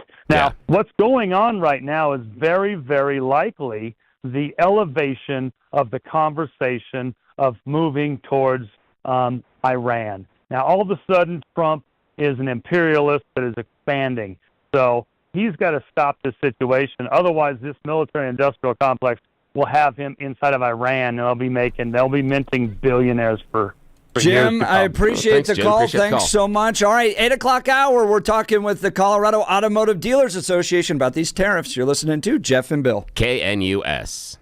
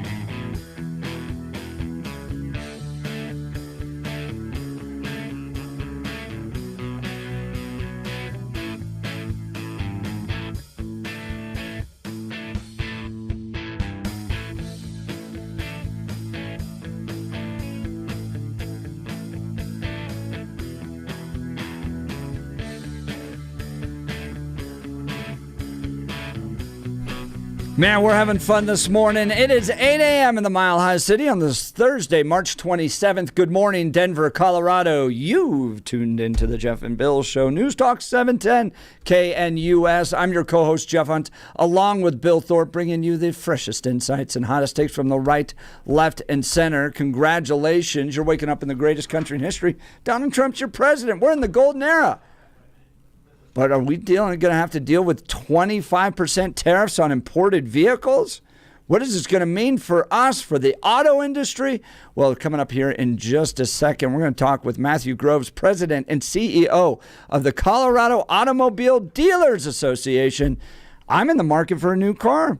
I just had a daughter, turned 16. She took my car that I loved. I drove for 16 years. I brought her home from the hospital in it. Nearly 300,000 miles on it, and now it's in her hands, and I'm kind of without a car right now. So I was in the market, and now I got to hear this, so I'm particularly interested on what this is going to mean for me, for prices, for you, for all you auto shoppers out there. You're not going to want to miss this conversation, but now is time for Blake Olson.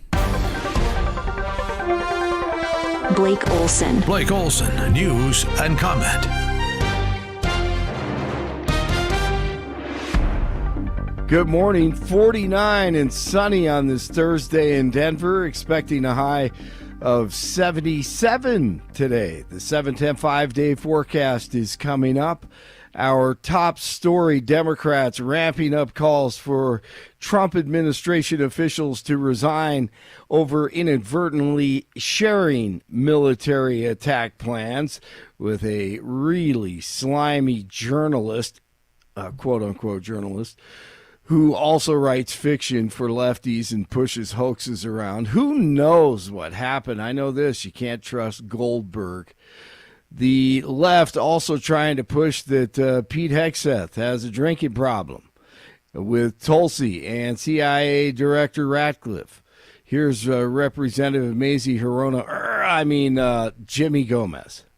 Secretary of Defense Hegseth. And a lot of questions were brought up regarding his drinking habits in his confirmation hearing. To your knowledge, do you know whether Pete Hegseth had been drinking before he leaked classified information? I don't have any knowledge of Secretary Hegseth's personal habits. Director Radcliffe, same question.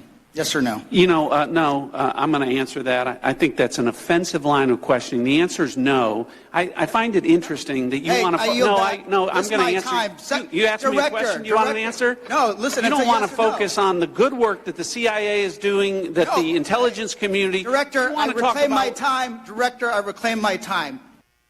NPR promotes. I reclaim my time to ask about the drinking habits of. Didn't he sound like he's related to Hirono? I don't know. Remember Mazie Hirono, no. who said that she said that Pete Hegseth had a drinking problem. Oh yeah. And is it true that your habits were drunk? NPR promotes, anti-American views on a daily basis, so most of us don't think taxpayer dollars should go to NPR and PBS. The CEO of NPR, Catherine Mayer, and Representative Tim Burchett of Tennessee. Let me ask you, why did you call President Trump a fascist and a deranged racist sociopath in 2020? Congressman, I appreciate the opportunity to address this. I regret those tweets. I would not tweet them again today. They represented a time where I was reflecting on something that I believe that the president had said rather than who he is. I don't presume that anyone is a racist. You don't believe anyone is a racist? I don't start by presuming anyone is a racist. Got it. All right, starting today, the Social Security Administration is enacting a policy change that will see it withhold 100% of any overpayments made to recipients. The withholding will last until the amount is repaid. Up until now, the agency had only withheld 10% of the benefits to make up for overpayments. DJT says he could extend the deadline for the upcoming TikTok ban if he wants to. He might also give China a reduction in tariffs if its government approves a TikTok deal brokered by the U.S.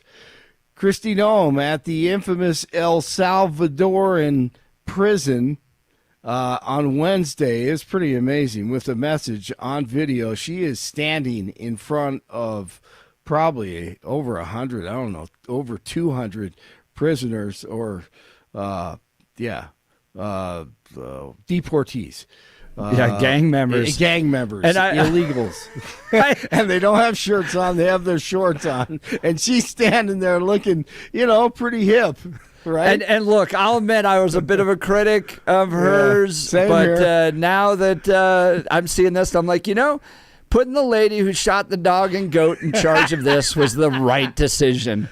Absolutely. She just has no mercy. That was a great post. Excellent. Let's hear from her.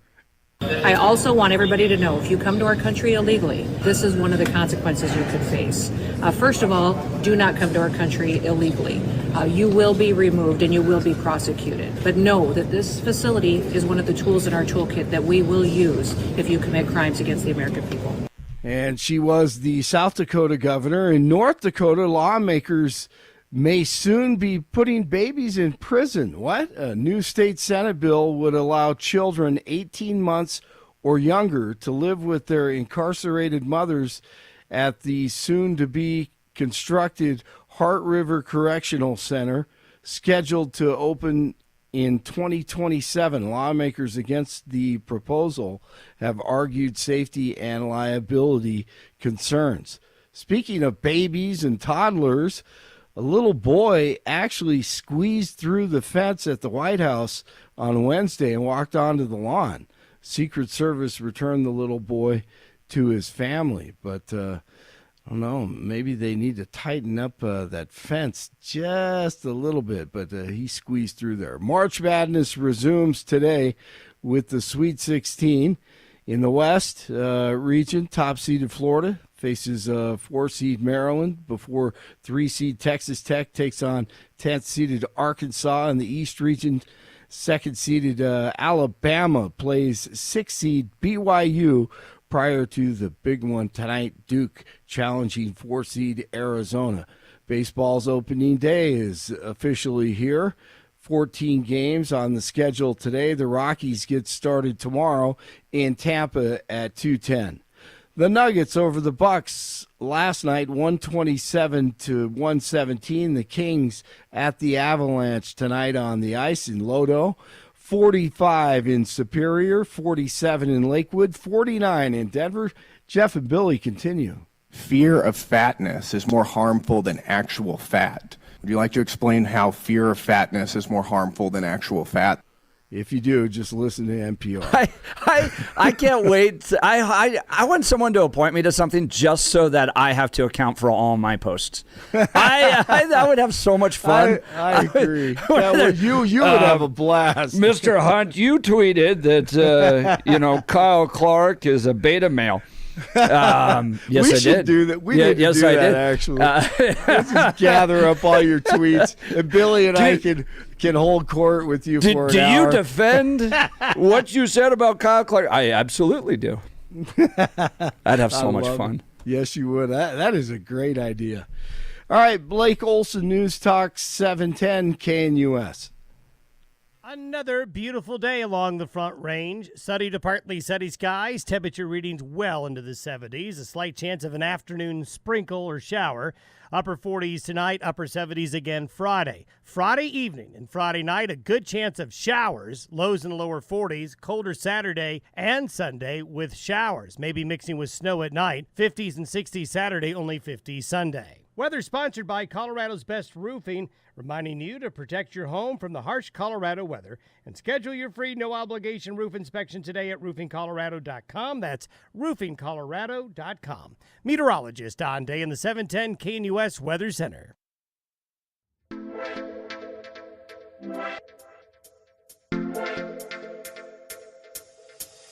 Headline coming from the Wall Street Journal. Trump plans to impose 25% tariff on imported vehicles.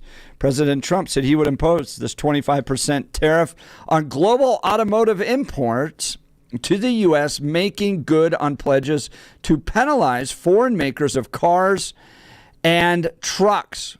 What we're going to be doing is a 25% tariff on all cars not made in the U.S., Trump said Wednesday from the Oval Office, appearing to dispel any chance of an exemption for countries such as Canada and Mexico, which have a free trade agreement with the United States. The U.S. will start collecting the auto tariffs on April 3rd, Trump said, the day after he is set to announce a broader slate of trade actions. Trump's so-called reciprocal tariffs slated for that day were originally planned to equalize U.S. tariffs with those charged by foreign nations.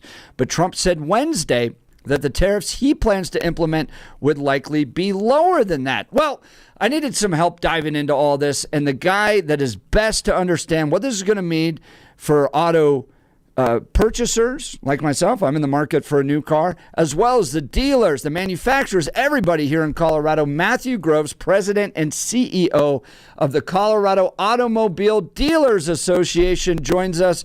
Good morning, Matthew. Thanks for joining the Jeff and Bill Show. Yes, good morning. Thank you. Hi, how are you guys? Appreciate the opportunity.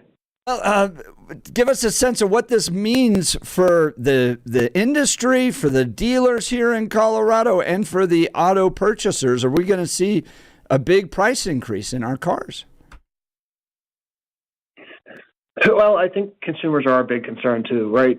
Just like you, I'm in the market now, and the concern is that it's going to come in not exactly a transparent way.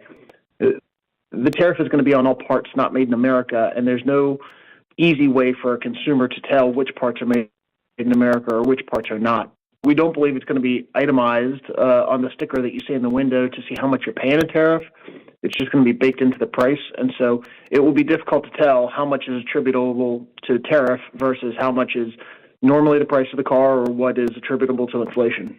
Matthew Groves, the president and CEO of the Colorado Automobile Dealers Association. What are you hearing from the dealers about these potential tariffs? I imagine you're talking to folks. They're often big names. I think, remember, Dealin' Doug, right? McDonald Audi. What do you hear? Yeah, right. John Elway, for instance. What are you hearing from the dealers about these tariffs? You know, I think right now it's the uncertainty. We're already at a place where cars are more expensive than historically they have been, and at a place where interest rates are higher than they've been in recent memory. So we're seeing the average car payment now goes around $744 a month, which is substantial. So to potentially tax somewhere between 15 and 25% on that is going to make it that much harder for people to get a new car. Matthew Groves, are you aware of how much of the market share comes from imported automobiles? How much of cars are actually built here in America? Can you give us a sense of some of those numbers? You know, I don't know that I have an exact number on that because not every model within the same manufacturer is either domestic or foreign, right? American manufacturers, traditional American manufacturers have production facilities in Mexico.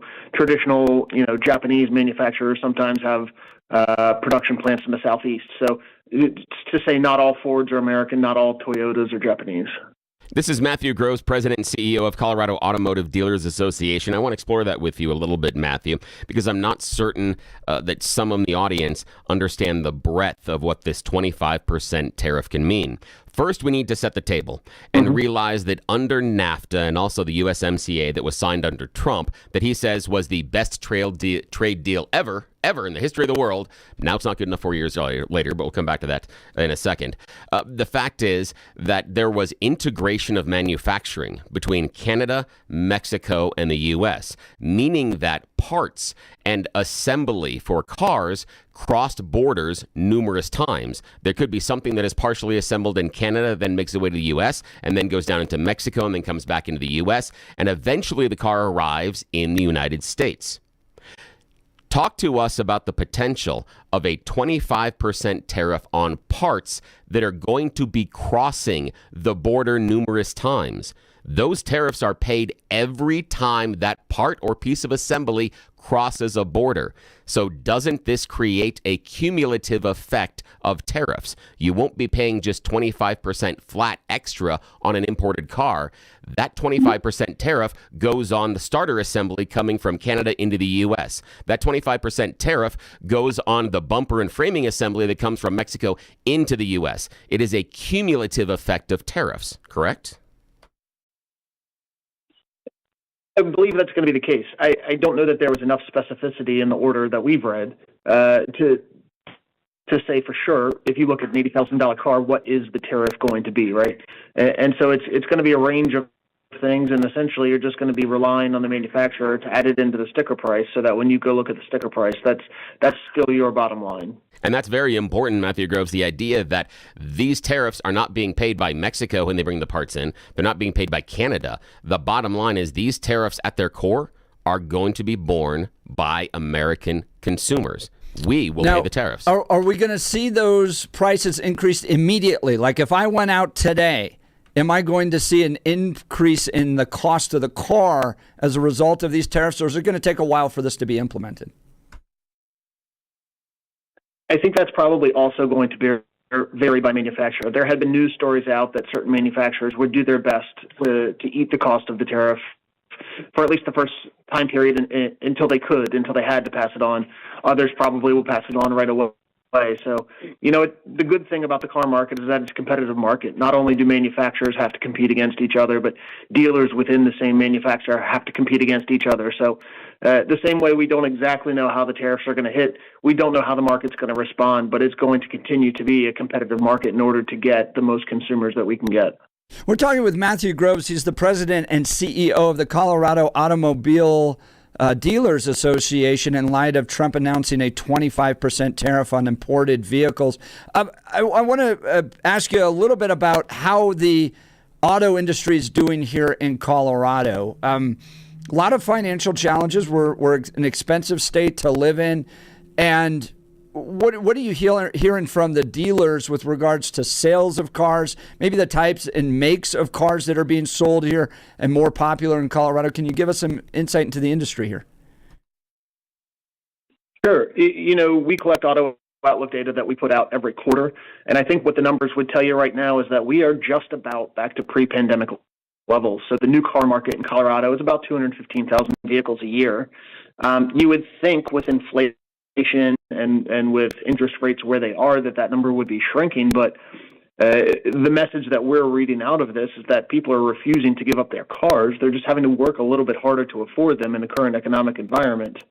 So the cars are still selling. I know that we're a very hot market for Subaru. I know the F-150 is very popular here. And just about any Toyota model, be it the RAV4 or the Highlander or the 4Runner, are very hard to find because they're in such high demand as well. Speaking of Subarus, I saw a great video of a guy who tried to find a single street in Portland, Oregon that did not have a Subaru parked on it using Google Maps, and he couldn't find one. Subarus are that popular here in the kind of western part of the United States. Well, Matthew Groves, I want to ask you about some of the regulations that dealers are dealing with here in Colorado. I know you all represent them at the Capitol. Are they feeling challenges by the basic current regulatory infrastructure here in the state that's putting challenges on their ability to sell and move cars? There's always challenges in any environment, right? Now, we do tend to err more on the side of Colorado than we do, say, Texas, but we've got a very adaptive dealer body. There's 271 dealers right now across the state, and they are doing what needs to be done to make sure the Coloradans have their transportation needs met. I want to ask you a little bit. We've seen the headlines in the news about Teslas being vandalized by progressives who are angry at Elon Musk. Have you spoken with Tesla dealers? There's protests almost every Saturday outside of their dealerships right now. Is it affecting them? Are we seeing a drop in Teslas being sold in the state of Colorado? Vandalism. There's a person, in fact, that's been charged with vandalizing a Tesla dealership up in I believe the Fort Collins, Loveland area. What's Tesla facing in this state? Sure. Information's a little harder to get out of Tesla because they don't operate traditional dealerships. They do have a brick and mortar store, but all of their sales are run direct out of California. So there's not really a dealer on the ground like there would be with Moreland or McDonald that you can just go ask those questions. What I can tell you is that our auto outlook data set does track the sales of electric vehicles, and it can tell you that electric vehicles from franchise dealers, which are our guys, are up almost 162% in Q4 versus Tesla being down 7%. So there is a market drop-off in how many Teslas are hitting the street. Especially in Colorado this quarter, almost 1 in 3 cars sold was electric or plug-in hybrid electric. We're at 31.4% now. So to see sort of everybody around you with a tide rising and then Tesla actually in the red is a pretty stark number. I imagine that has something to do with the electorate here in Colorado, maybe going for options other than Tesla. But have you spoken at all with the dealerships with regards to vandalism? Are you hearing Tesla owners having to face vandalism here in Colorado against their cars? Mm-hmm. And it might be because Tesla does not have a traditional dealership and is not a member of ours. We don't hear from their consumers as much. What I can tell you from our dealers' perspective is that a lot of Teslas are being traded in right now. So our dealers will take those vehicles on trade if a consumer decides, hey, I can't handle this car anymore, be it for financial reasons or reliability reasons or even political reasons. We are seeing a lot of those become used Teslas back on the used market. And much like the new Teslas, they're not selling quite as well as some of the others. Talking with Matthew Groves, he's the president and CEO of the Colorado Automobile Dealers Association. If you have a question, feel free to text us in. Lots of text messages coming in, Matthew, about all this, or you're welcome to give us a call at 303-696-1971. Let's talk about new cars versus used cars. How's the market changed? I mean, I still have a car I've been driving for 16 years, Matthew. I brought my daughter home in it, and I just handed it to her now that she's 16. It's her car. She's heading to school in it. And it seems like cars last a lot longer than they maybe did in the past. And we were always the type of family that bought new and then just really took care of our cars. Anytime there was a problem, we took it into the dealer, got it worked on.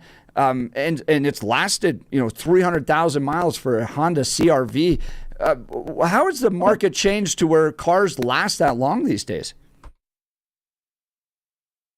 We kind of have competing influences there, right? So like you said, a car does last a lot longer. I think back in 2019, when we were heavily looking at this, the average age of a car in Colorado was almost 13 and a quarter years. So that is almost a full year longer than the national average. So we are keeping them, we are running them a lot longer. At the same time, the rate of innovation, be it, technology, safety features, convenience factors, even automation or electrification, the cars are advancing so quickly that if you were to look at a car from, say, 2012, it operates a little differently than today's do. So especially with the electrification of vehicles, the state was offering so many financial purchase incentives last year that it was encouraging people to go new. For instance, in Colorado, there is no used EV tax credit as there is a new EV tax credit. So from an emissions perspective, our argument was not necessarily that we needed to electrify the fleet. It was that if you have a fleet that has an average age of 7 years instead of an average age of 13 years, those collective emissions would come down. And so our goal has really been to aid that fleet turnover, get the newest, safest, most advanced vehicles on the road for the benefit both of the economy and of the environment. We're talking with Matthew Groves, president and CEO of the Colorado Automobile Dealers Association. I want to go back a little bit to the tariffs here. The president and the White House putting out a press release saying that the UAW is praising these new auto tariffs. They say, "We applaud the Trump administration for stepping up to end the free trade disaster that has devastated the working class communities for decades. Ending the race to the bottom in the auto industry starts with fixing our broken trade deals, and the Trump administration has made history with yesterday's actions. The UAW and the working class in general couldn't care less about party politics. Working people expect leaders to work together to deliver results. The UAW has been clear. We will work with any politician, regardless of party, who's willing to reverse decades of working class people going backwards in the most profitable times in our nation's history. These tariffs are a major step in the right direction for auto workers and blue-collar communities across the country, and it is now in the automakers from the big three to Volkswagen and beyond to bring back good union jobs to the United States." You're the president and CEO of the Colorado Automobile Dealers Association. Do you agree with the UAW? Do you think that this is going to bring back blue-collar automobile jobs to this country? I think it's a possibility. It wouldn't be immediate, though, right? And so UAW and the manufacturers both work at a national level. They're ascribing to these big picture views that tariffs will bring more domestic manufacturing, and perhaps that's true. Auto dealers and the Auto Dealers Association really work at the local level, and what we can tell you is until that happens, consumers are going to find themselves in a bit of a tighter pinch with these elevated prices. Now, Matthew Groves, would you recommend that someone go out there and purchase a car as soon as possible, like try to get ahead of these tariffs? Or, as you mentioned, that some of the dealers will offset the cost for a while. Eventually, the cost may go up. What's your recommendation today to someone in the market for a new car or a used car? Sure. Everybody's in a different financial spot, and we always encourage people to do what is best for them. I can tell you my plan is to get a car before the 2nd because I don't know what's going to happen out there, and the uncertainty is more important to me than, maybe you come out flat, maybe you lose on price. So we've always been of the position that now is a great time to buy and really get it in front of the impacts that these tariffs are going to have. And so, I can tell you that's my plan. Now, Matthew Groves, can you let us in on the car you're looking at? Is there a particular brand model that the president and CEO of the Colorado Automobile Dealers Association likes?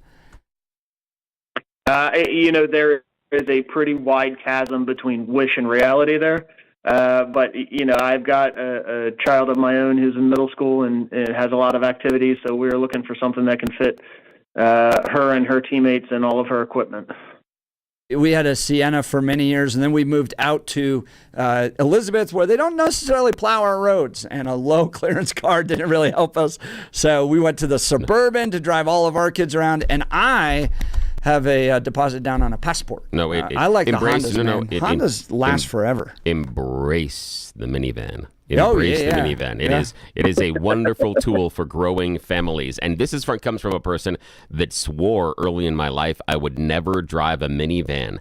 And once we got to 4 kids, I would knife fight somebody in the parking lot to keep the minivan. It's because the kids can get in it themselves. Yes. They don't have to crawl up. Yes. That's the big They have their deal. own space. Yes. There's enough space there to throw everything in there. And if you lay down the seats in most of minivans, you have a greater cargo capacity than most pickup trucks.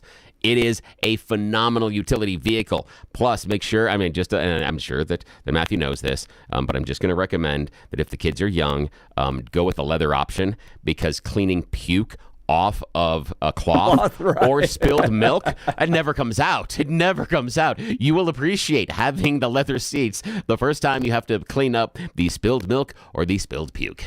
Then that will happen. Yeah.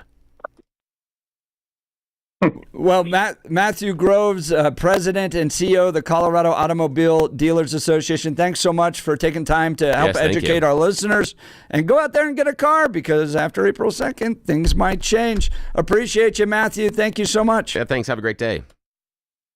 Thank you, guys. Appreciate the time. All right. Want to hear from you all. Phone lines are open. I fortunately put a deposit down. Now, it doesn't mean they can't put the price up, but now I'm thinking that was a good idea to get ahead of that. I talked to some folks up at a dealership that we went to test drive a Honda Passport, and they were saying that a lot of people are coming in right now trying to get ahead of these tariffs. So do you think this is good? Do you think it's going to fundamentally change the auto industry in America? That's what the president ultimately wants to do. Are you willing to pay a little bit extra in order for that to happen? Or do you think this is a big boondoggle? It's going to drive up prices on people. It's essentially a new tax. And you wish we weren't doing this. And you appreciated the free trade. Phone lines are open, 303-696-1971. Text us on the Dan Caplis Law text line. Bill, let's talk Wound Care Associates in Colorado. I'm curious about is that what Matthew said there, $744 a month is the average car payment. Wow. Does that fit in your budget?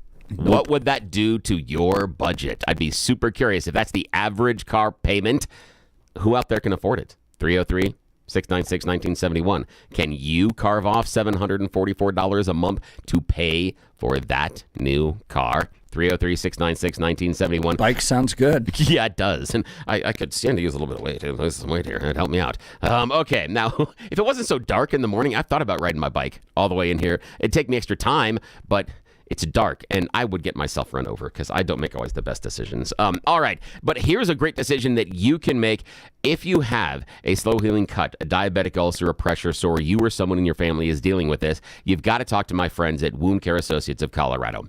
They are the best in town, and they are changing the game. Here's the deal. You know that ignoring a problem doesn't fix the problem, but most wound care facilities are just going to try to maintain your wound, meaning they leave it open, so all that dirt, germs, and bacteria can still get access to your body through that torn skin and tissue. That's how it happens. Yet a lot of these wound care facilities maintain the wound. That's what happened to my aunt. They kept the wound open, and she was exposed to MRSA. She had numerous bouts in and out of the hospital, some lasting weeks into months, not because of the wound, but because of the MRSA getting access to her body through the wound that was kept open by the wound care facility. I've never forgotten that. And that's why recently, while one of my kids had minor surgery and it wasn't healing properly, after 2 consultations with the practicing surgeon, I made one phone call, and that was to Wound Care Associates of Colorado. I made sure that when I'm dealing with my family, I'm dealing with the best. And here's why you want to contact Wound Care Associates of Colorado at coloradowound.com, coloradowound.com. First of all, they go old school. This is concierge service without the concierge price. You're talking about house calls. When you go to coloradowound.com and set up your appointment, you don't have to worry about where their office is and if it fits in your schedule. You just have to worry about your schedule because they come to you. Yes, that's right. You get the treatment you need in the privacy and comfort of your own home. You have a family member that might be in a retirement community. They go into the retirement community and treat them where they are. You don't have to worry about that friend or loved one getting transportation to the facility, what they might be exposed to, and then getting back home. Because the Wound Care Associates of Colorado does it all. They come to you and set up a private treatment plan personalized to your needs. And then this is the best part. They maximize healing outcomes. They understand that that open wound is the perfect place, as we talked about, for that dirt, germs, and bacteria to get access to the body, just like what happened to my aunt. They are going to heal the wound. They're going to maximize your healing outcomes. But none of this can happen if you don't reach out to them at coloradowound.com. coloradowound.com. When someone in my family was dealing with this exact issue, I made one call to the Wound Care Associates of Colorado because I know they're the best. I trust them, and you can too. Don't mess around with this. I had problems in my life, and Jennifer Walker, who started Wound Care Associates of Colorado, lost her uncle because of someone not taking care of an open sore and wound quickly enough. Don't let that happen to you or anybody in your life. coloradowound.com, coloradowound.com. Don't mess around. Get this thing taken care of and only deal with the best. coloradowound.com, Wound Care Associates of Colorado. When you talk to them, tell them you heard about them here on the Jeff and Bill Show. And as always, we appreciate it when you do shout us out because it helps us keep the show going. We'll be back right after this. This is the Jeff and Bill Show on Denver's Talk Leader, News Talk 710, KNUS.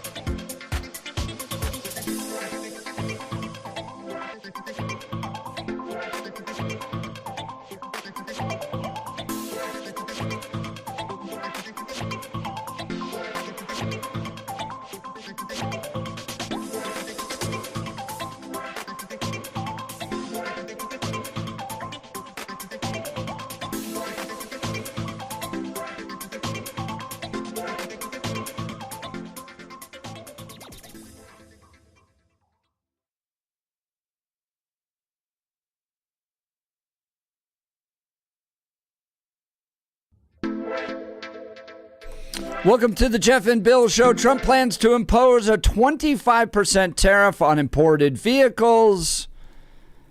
And there are a lot of takes on this one. The UAW celebrating it, saying it's going to bring back a lot of jobs here to America. This is great. Others concerned that this is going to raise prices on automobiles. We had Matthew Groves, the president and CEO of the Colorado Automobile Dealers Association, saying, look, you might want to get in here soon before April 2nd, 3rd. Purchase your car if you need to get a new one. It'll probably be cheaper. In the long term, this could have some benefits. But where do you fall along all this? What do you believe? Are you willing to buy a car now? Are you going to race out there to get it done? Or you happy that this is going to bring jobs back to America? Let's go to the phone lines. Grant Conifer. Good morning, Grant. You're on the Jeff and Bill Show. Morning. What's going on, duders?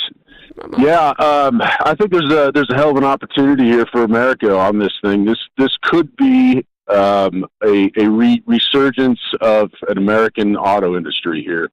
There's going to be some pain in this thing, but I think there needs to be. If any of us were around in the 90s to remember the diesels of those days, they were the best ones that you could have. Those motors are still pushing 400, 500,000 miles on it, and you can work on every single part of those vehicles. Dude, Grant, I got to give you a shout out. I got to stop you right there because I gave you a shout out on bringing up the diesels. I thought what happened to diesel engines, especially back then, was a crime because they looked bad. They looked like there was more smoke. They were more stinky, but they were much more efficient. The torque you can get out of a diesel engine is phenomenal. They are fantastic engines. I wish that the U.S. would have leaned into them more, but I'm sorry. Yeah, the fact that you did that just perked my ears up. Thanks, man. Okay, continue. Yeah, no, I mean, I still have these guys. I've got a 99 7.3 liter Ford and a 95 5.9 12-valve Cummins. Oh, that's and impressive. There's nothing that you can't do to those engines that won't give you more torque and more fuel mileage. I can get 27, 28 miles to the gallon out of that Cummins, and it will pull the axles off of anything. What happened was the EPA came in with their emissions crisis, and they started choking off these diesels to the point to where the American auto manufacturers could not build a diesel that would not blow itself up because of the heat issues on that exhaust system. So skipping, we are back to, a time when Americans are looking at, guys in this kind of industry, a $80,000 F-250 with the 6.7 diesel in it is absolutely outrageous. These are price points that are only beneficial for tax write-off purposes, and they know this game, and they've pushed it to this point, and now these lots are filled with these things that may get 200,000 miles out of them. So right now, I think people need to get more excited about the possibilities of our youth, young generations getting on board with an American car, American product that has some style to it, that has some cool technology, that has some common sense things. If Trump can back off the EPA from jamming this stuff down everyone's throat and build a car that may have a reasonability but buying a Grand Wagoneer at $120,000 and having to lift the entire chassis off of it to service a part of the starter, you guys are out of your minds right now. So the new car market has put itself in this position, and I think that there could be some cool positivity to it. Go buy a good used car right now. You can find some good deals, some cars that will run for 200,000-300,000 miles on them, and you can snatch them up for $8,000 or $9,000 for the next few years, and learn something about a motor, learn something about the functionality of a vehicle that you can work on, and teach your young kids how to do it. There could be some cool stuff coming. Yeah, there could be some cool stuff, and I appreciate the idea. I wish we had the shade tree mechanics that we could go back and do a lot more of that work. And I appreciate what you're talking about, the Grand Wagoneer and things pulling up off the chassis, because I firmly believe that the people that design BMW engines get kickbacks from the mechanics, because there's no way you would assemble the engine that way, because you got to take 4 or 5 parts off to do anything on that silly thing. This is all designed. Yes, it's all designed to make sure that your labor cost is going to be 3 times what the actual part cost is anytime you're repairing a BMW. It's ridiculous. Indeed. So they put themselves in this spot, and there's an interesting opportunity right now. I would love to see these towns that have been just hammered with the loss of American ingenuity and keeping people in their neighborhood for their entire lives and raising families off of it. So there's good things on the horizon, I think. Grant, thanks, great Grant. call. Appreciate It's it, fun man. to listen to you guys talk because I'm like, car no worky. Car light on. Dude, Here's money. trucks You he's got. fix car no worky. the trucks he's got. I'm like, oh. I'm it was like Tim Allen. Dude, I'm that like, I was fully expecting to you to get in a policy debate, and you just switch moves to. And people don't know this about Bill, but Bill's a car guy. Yeah. And so you just went to a different place in your mind and talked car with him as opposed to policy, which was interesting. That was so interesting, and he's got some great points. And if we could bring back more manufacturing, it would, but we'd have to make it efficient, and there are some barriers to that based on cost of labor and input. But he makes some great points.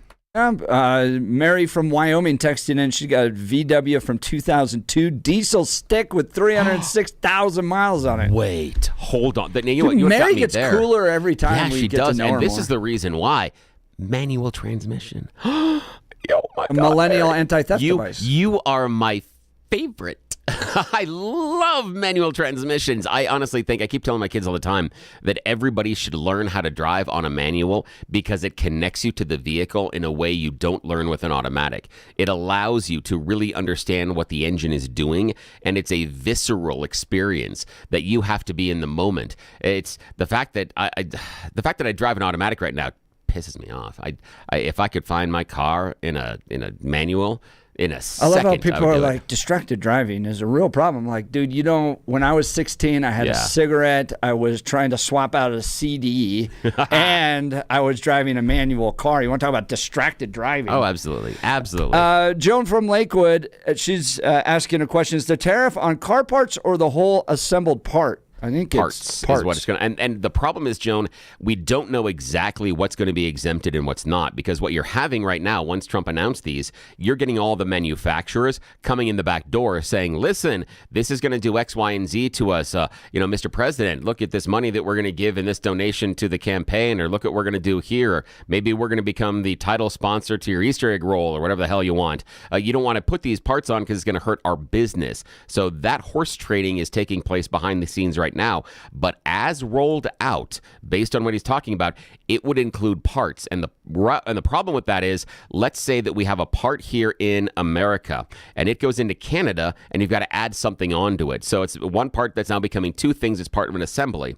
Once it comes back from Canada into America, you pay the tariff on the total cost of that assembly. Then as those set of pieces go into Mexico and you add something else onto it, when it comes back across from Mexico into the US, you pay the tariff not on the piece that was added, on the total cost. So if these things cross borders 2 or 3 times, you could have cumulative tariffs where on a part that has already been tariffed coming from Canada to America, when it goes back and forth a couple of times, you can end up paying 2 or 3 times over and over again that tariff on that same part because it is the entire cost of the assembly. What a great reason to build it in America. All right, we'll get to phone calls and texts. You're listening to The Jeff and Bill Show. This is Denver's talk leader, News Talk 710 KNUS.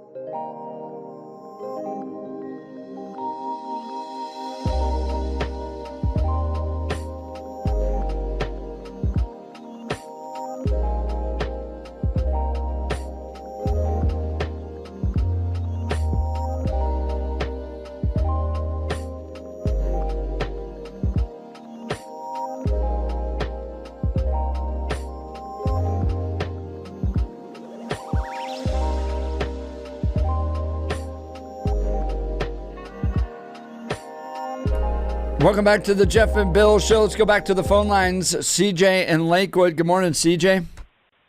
Good morning. Hey, I was going to talk about the Pete Hegseth thing, but I want to revert back to the auto tariffs here. Apparently, there's some good and some bad that can come from this, right? But at the end of the day, higher prices for consumers because you want to pay somebody $40 an hour in one of these auto industry towns just doesn't make sense to me. A Ford F-150 back in, 1995 base model, it's disgusting. It costs $14,000 two-wheel drive, right? Base model now, $37,000. And they're not selling it for that. They're selling it for $50,000, $60,000. I understand what Trump's trying to do. He's trying to strengthen the supply chain and this and that and have more, parts made in the United States. But the fact of the matter is you can't compete with a Mexican, buddy. You can't. No, not based on labor. You can't. No, not based on labor costs. That's basic business. So as a Trump supporter, I'll say I don't really agree with what he's doing. I hope it all works out. But again, just some basic economics here.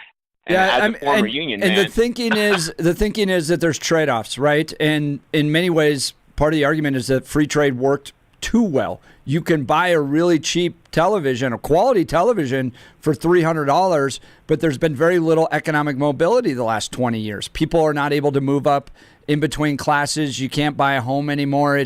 People are getting priced out. So Trump's thinking, and the economics behind it, is there's trade-offs in economics. Let's get away from free trade. Yeah, things might cost a little bit more when it comes to products, but when it comes to economic mobility, we might be able to improve it, bring jobs back to America, bring back economic mobility, and then reduce our debt through these tariffs. I hope so, Jeff. It's I just as a former business owner, I'm just looking at like the basic principles or whatever, and I'm just like, how does this make sense? I guess you would pay the auto industry worker, $30 to something, $40 something an hour. And he, spends his money wherever he lives. CJ, we're up against a hard break here. Great call. Appreciate it. You're listening to Jeff and Bill. This is 710 KNUS.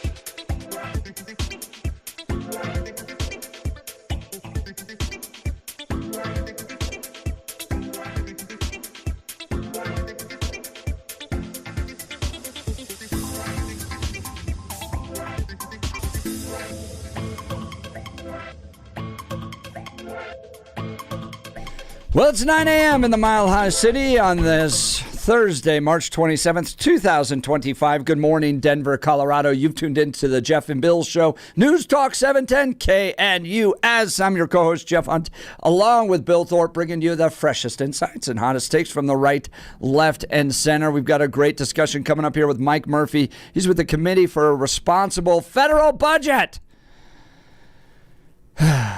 This is where I feel like I'm out in the wilderness, wandering around, going, we massive budget deficit. Don't keep increasing our credit limit here in this country, the credit ceiling. And we just blow right through it. And it's like me and Rand Paul and Thomas Massey and Ron Johnson just begging, please, please address the debt. Making some changes there on Doge, but really excited to talk with him because we heard that we're going to hit that credit ceiling again, that spending ceiling in July. So I want to get his thoughts on that. Mike Murphy, Committee for a Responsible Federal Budget, is joining us in a second, but now it's time for Blake Olson. Blake Olson. Blake Olson, news and comment. Hey, good morning. 49 and sunny in Denver on this Thursday, expecting a high of 77 today. The 710 5-day forecast coming up. Our top story, there's a hearing today at 2 regarding how in the hell Jeff Goldberg got in that chat group. He hates DJT, who helped him? That's what we want to know. Did he have help? Inside Job, the drama show, begins once again at 2 o'clock Denver time. How are those up-and-coming tariffs going to affect the auto industry? Matthew Groves, CEO of the Colorado Automobile Dealers Association, on with Jeff and Billy last hour. You know, I think right now it's the uncertainty. We're already at a place where cars are more expensive than historically they have been, and at a place where interest rates are higher than they've been in recent memory. So we're seeing the average car payment now goes around $744 a month, which is substantial. So to potentially tax somewhere between 15 and 25% on that is going to make it that much harder for people to get a new car. This is the new Wagon Queen family truckster. This is a damn fine automobile. If you want my honest opinion, beats the hell out of the sports wagon, but I want to make you happy, huh? Just make sure Great you, audio. Make sure you Throwback. get that is, man. Make sure you get the paneling on the side. You're not old enough to appreciate that. I remember Jeff, the but- wood paneling, and there was like one or two kids that had the rear facing seats. Yes, You we've know? talked about this before. But Yeah. How it those is kids' awesome. experience was just totally different. Try not to make eye contact with Oh, yeah. people. The other part is they had a totally different road trip than anybody else. Right. They didn't Yeah. see any of the streets, the road Right. signs. They didn't know what counties they were entering. They didn't get to see Welcome to Colorful Colorado. They missed that sign. Yes, they did. Yes. That's right. But for those of us that did have to ride in those rear-facing seats, the way was, what can you do to make the driver behind you start to flip you off? That was the game because your parents had no idea, and all of a sudden they just see this angry Yep. driver behind them. Yes, there were so No many things doubt. he did. Yes. I think that was the first time I saw an electric window also in the back there Oh, on that yeah, hatchback. yeah. You know, it was like, oh, wow, this thing actually It is amazing. You don't have to crank it up here. Oh, I don't know how we didn't throw up on those road Oh, trips. I have no idea. I still tell my kids the idea that I forgot what the exact model of car was, but my grandmother drove a car that probably she needed a yachting license. She should have belonged to a marina somewhere because the car was Yes. so big. It was Yes. like a couch in the back seat. And I still Yes. remember my cousin and I, my cousin's 6 months older than I am, and we are bouncing back and forth, jumping on the seat while she is driving down the road. Seatbelts? What seatbelts? Yeah, my kids look at me like, what? Yeah. Yes. We had one of those also. Man, Oh, I those loved things it. were all, I think it was a Galaxy 500 or Oh, something. my God, yes, yes. Oh, man. Great cars. Oh, God, yeah. Powerful engines. Yep.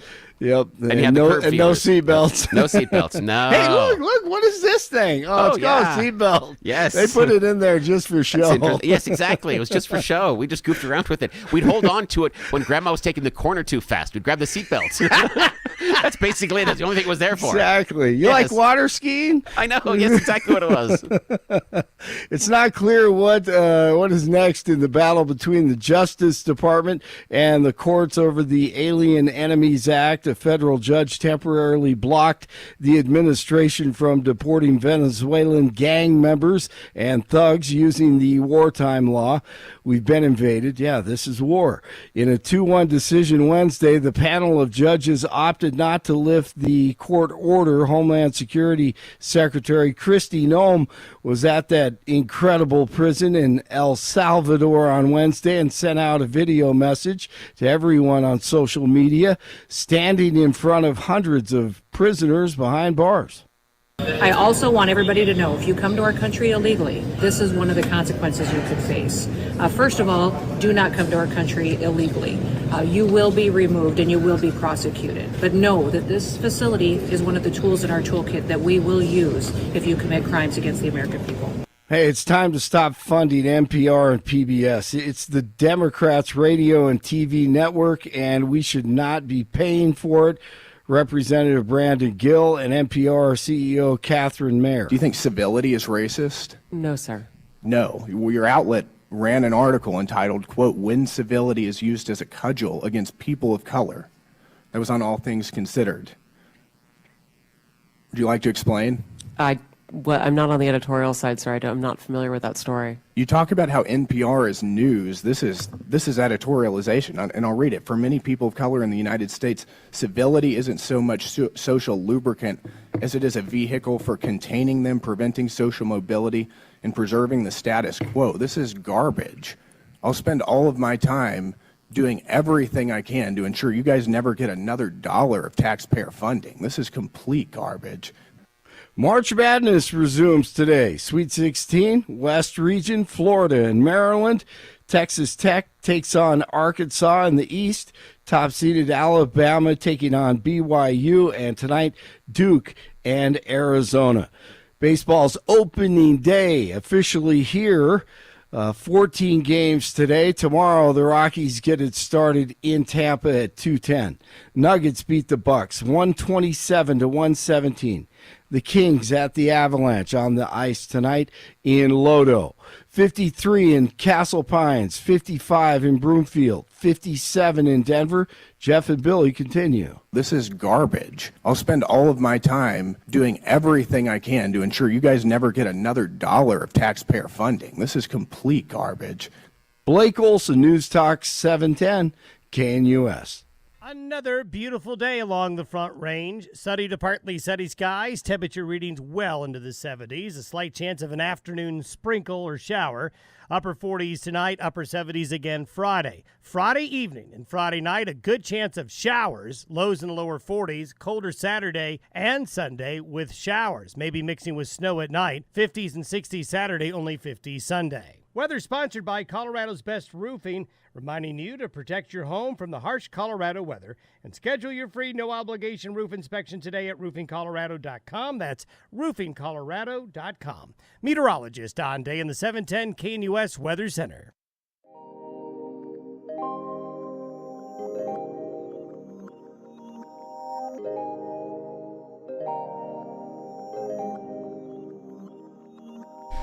Well, yesterday, the Congressional Budget Office estimating that the federal government will breach the debt ceiling sometime in the late summer or early fall, at which point the U.S. would no longer be able to pay all of its commitments on time and in full.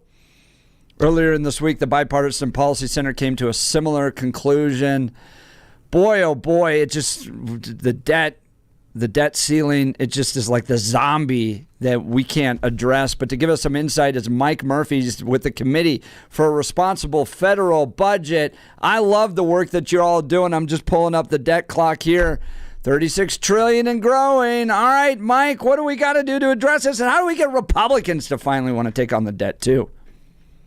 Well, thanks for having me on. Yes, you're right. It's It is large and growing, and we just need them to start making it a top priority, right? Like the debt, you talked about debts reaching a debt clock, 36 trillion. For groups like us, we focus on this stuff in Washington and other economists. There's actually a different metric we look at. The metric we look at is how much debt do you have, your public debt outstanding on the markets, relative to your economy, right? It's relative to, it's in some ways a measure of how much you have underlying economic resources to service it, and allows you to measure it over time. And when you look at that metric, measured at the size of our economy, our public debt is almost exactly the full size of our economy, reaching almost 100% very soon. We are going to surpass the record level of that kind of debt we've ever had in the history of our country very, very soon, within the next few years. That record level we had back in World War II, but that's when we were borrowing to save the free world. We're not borrowing right now to save the free world. We're borrowing for our own consumption, and it's just projected to go up and up. God forbid we ended up in another world war where we got to borrow, right? Then at that point, it just is out of control. I mean, Mike, what happens when you accumulate this amount of debt? What is the actual impact on our economy, on a person's household? Yeah, you're raising the key question. And frankly, it is one of the hardest questions to try and get people to sort of like internalize why our national debt matters. It's not obvious to people, right? It's just a huge number. It's hard. So there's several reasons why this growing debt matters. Number one is economic. And what that means is, from an economic perspective, the more debt you have out there that you're borrowing, you're crowding out the private borrowing that happens in the economy. That leads to lower investments, lower wages that would otherwise be the case. It puts upward pressure on interest rates in the economy. It puts upward pressure on inflation. We've seen that with deficit spending in the last few years, so that can happen too. So there's economic reasons why this matters. You already got it, one, two. There's some national security reasons why this matters too. When you have such high debt, and debt that's projected to keep going up, you don't have flexibility to respond when you need to, either for economic or national security reasons going forward. And some of that debt we borrow from other countries, including some that don't share our interests. So there's national security reasons that matter. And then I'll give you one more that kind of drives home this flexibility point that we don't have. We spend more on interest on our national debt right now. We're approaching about $1 trillion annually on interest. That is more than we spend in a given year on defense. More on interest payments than we spend on defense. If that doesn't hit home why that's dangerous and why it limits your flexibility from a national security perspective, I'm not sure what would. We're talking with Mike Murphy with the Committee for a Responsible Federal Budget. So, Mike, DOGE is at work. Are we seeing cuts to our spending there? Is that making an impact on our deficit? Yeah, so DOGE has been very busy, right? When DOGE first came in, Department of Government Efficiency, as a fiscal responsibility group, we put out statements welcoming this, right? There's always areas to try and find savings within the big bureaucracy. There's no doubt about that.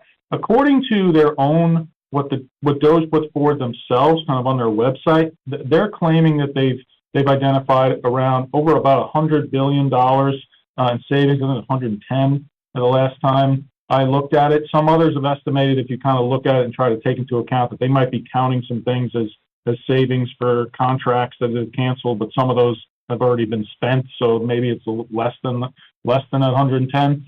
But the bigger picture point is they should be trying to find ways. They should be trying to find savings without a doubt. But 110 billion, you got to put that in context. That's 110 billion in the context of a over $7 trillion annual budget. Yeah. Okay. So they should try and find it without a doubt. They should, and they should be doing it legally. And the courts are obviously having their say, and they should be doing it smart and all these things for sure. But it is about the context. You actually have to go where the money is, and the money really is in the programs. It's not necessarily in the administration of the programs within the bureaucracy. Yeah, you're exactly right. Mike Murphy, Committee for a Responsible Federal Budget. At the inauguration, attended a lecture at the Heritage Foundation. It included Rand Paul, Ron Johnson, the new Secretary of the Treasury as well. I know Thomas Massey has brought this up. Look, and if I remember correctly, this was their number. If you take Medicare, Medicaid, Social Security, and defense spending off the table, we're not ever going to cut it, that type of thing. You're left with 16% of the budget to try to cut.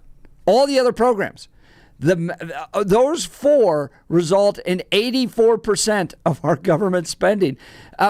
So they have to be addressed. I think Elon Musk sees that. He's brought it up. It doesn't have to be for the Social Security taxpayer or the Social Security recipient right now, but us younger people, my kids included, can't expect the system to continue to function the way it is. I mean, it's just going to collapse under its own weight. Your thoughts, Mike Murphy?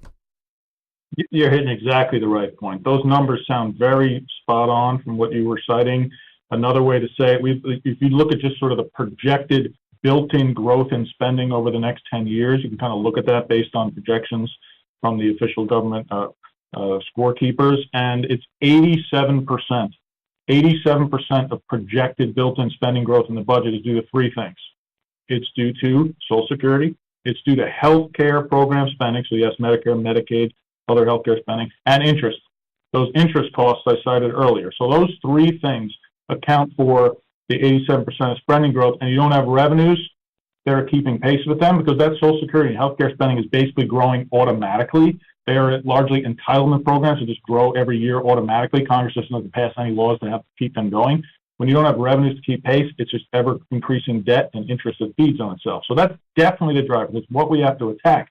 And Social Security specifically, you're hitting on exactly the right point there too. Social Security, not only is it the biggest federal budget program, but it's a vitally important program, and it's one that is projected to go insolvent within the next 8 years.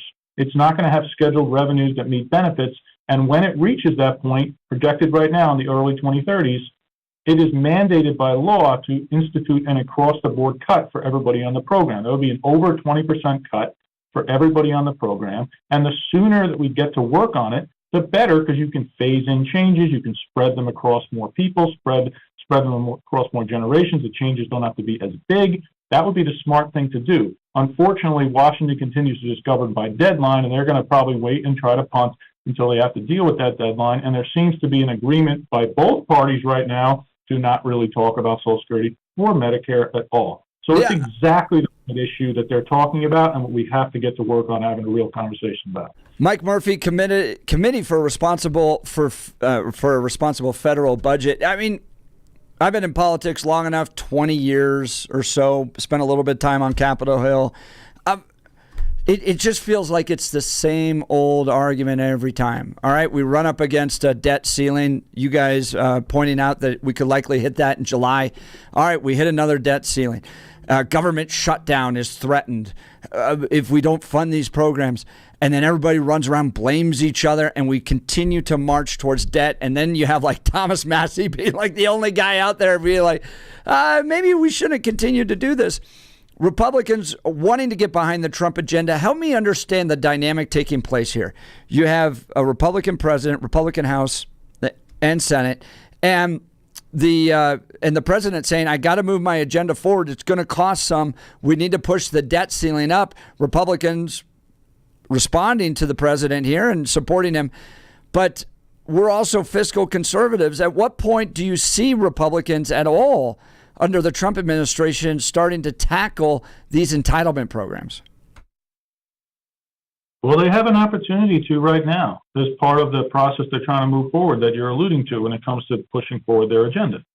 So what the big debate going on in Washington right now is, when it comes to these sorts of issues, is how are they going to move forward and try and pass the Republican agenda, which includes lots of things, but they're trying to do it in, I think this is a president's term, quote, one big beautiful bill.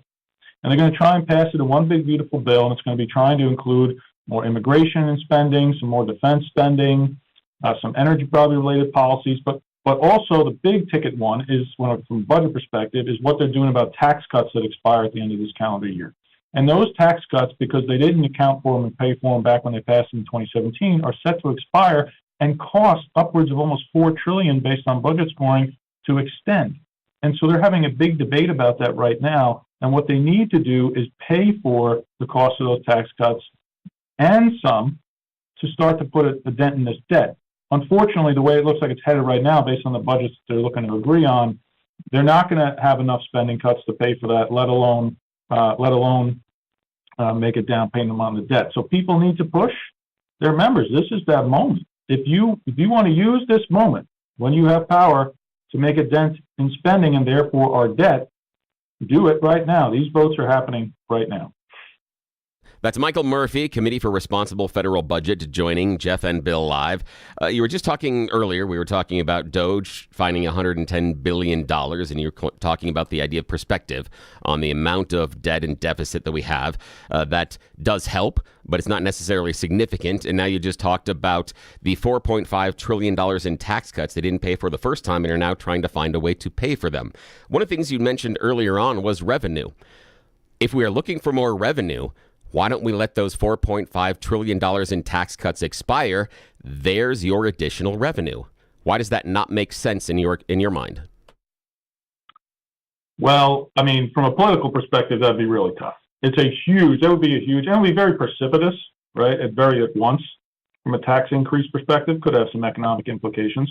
But ultimately, that could be an option on the table. It's just frankly not politically realistic right now. But should be, frankly, a fallback option if they can't figure out how to pay for this. Let's let those expire.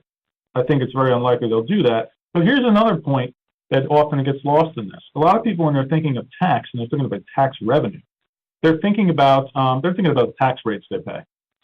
The reality is that it's about $2 trillion worth of foregone revenue in the budget. Comes from things called tax expenditures. What that means is it's the various deductions and credits and exclusions and exemptions that are built into the tax code that benefit different groups, different types of people, different moments. It's upwards of $2 trillion from that. So in other words, you can try to clean out some of those things. It results in more revenue without having to raise tax rates, and it makes the code simpler, fair, all those things that are beneficial. Now, obviously, each one benefits a different constituency, different special interest they'll have lobbying power fighting against. But what they should really be doing is trying to hone in on where can we bring in more revenue from those kinds of sources and use this debate about the tax cuts expiring to figure out how to do that. Now let's continue, Mike Murphy, on the Committee for a Responsible Federal Budget about the idea of letting those tax cuts expire. I understand that they are difficult, but in your mind, is it more or less difficult than cutting programs like Social Security, Medicare, Medicaid, and trying to figure out the interest on the debt? Which one, in your mind, is more difficult, letting the tax cuts expire or finding the cuts to those entitlement programs? They're both pretty difficult. Probably the tax cuts expiring is less difficult because they just have the ability to do it quicker. Like it just can happen, right? So because of what you all were alluding to earlier, how dysfunctional the place is, and we just operate from deadline to deadline. Not acting and having those things just go up, that would be easier than taking the proactive step of dealing with these tough entitlement programs. And look, I said it's politically difficult. If it came to it, that would be a preferable option that we would support from the committee standpoint to say, hey, we need more revenue, so that would help us from a fiscal perspective. I do think it's politically hard. I do think it's probably easier, to your question, than taking the proactive step to deal with those politically challenging entitlement programs. Yeah, that's the problem that I'm having in this. And we're talking with Michael Murphy, Committee for Responsible Federal Budget here on the Jeff and Bill Show. That's what I'm having a hard time wrapping myself around is the people that are talking about fiscal responsibility and how dangerous our debt is. That's the focus of Elon Musk and Doge. We hear Elon all the time talking about America's going broke, America's going broke. But if we continue these $4.5 trillion in tax cuts and we don't find some of the payment for it, and again, you and I can agree, and Jeff can as well, that we're not going to find an offset. It's going to be very difficult to find that offset. Estimates have said this could add upwards of 15, maybe 20, even 30 trillion to the debt over the next decade.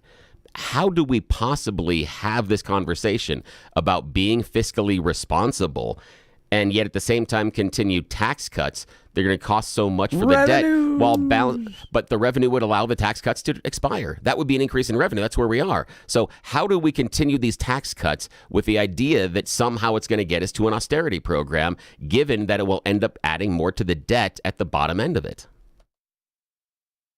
Look, you're exactly right. It's hard for me to argue against that. The reality is that those tax cuts will result in an estimated about $4 trillion of cost to extend them over time.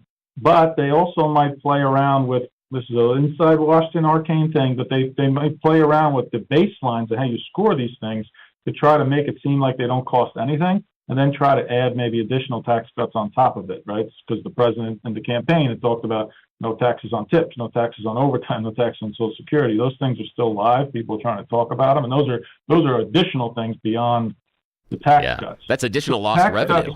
That's the crazy part, is when you talk about that. Right, yeah. Additional lost revenue. And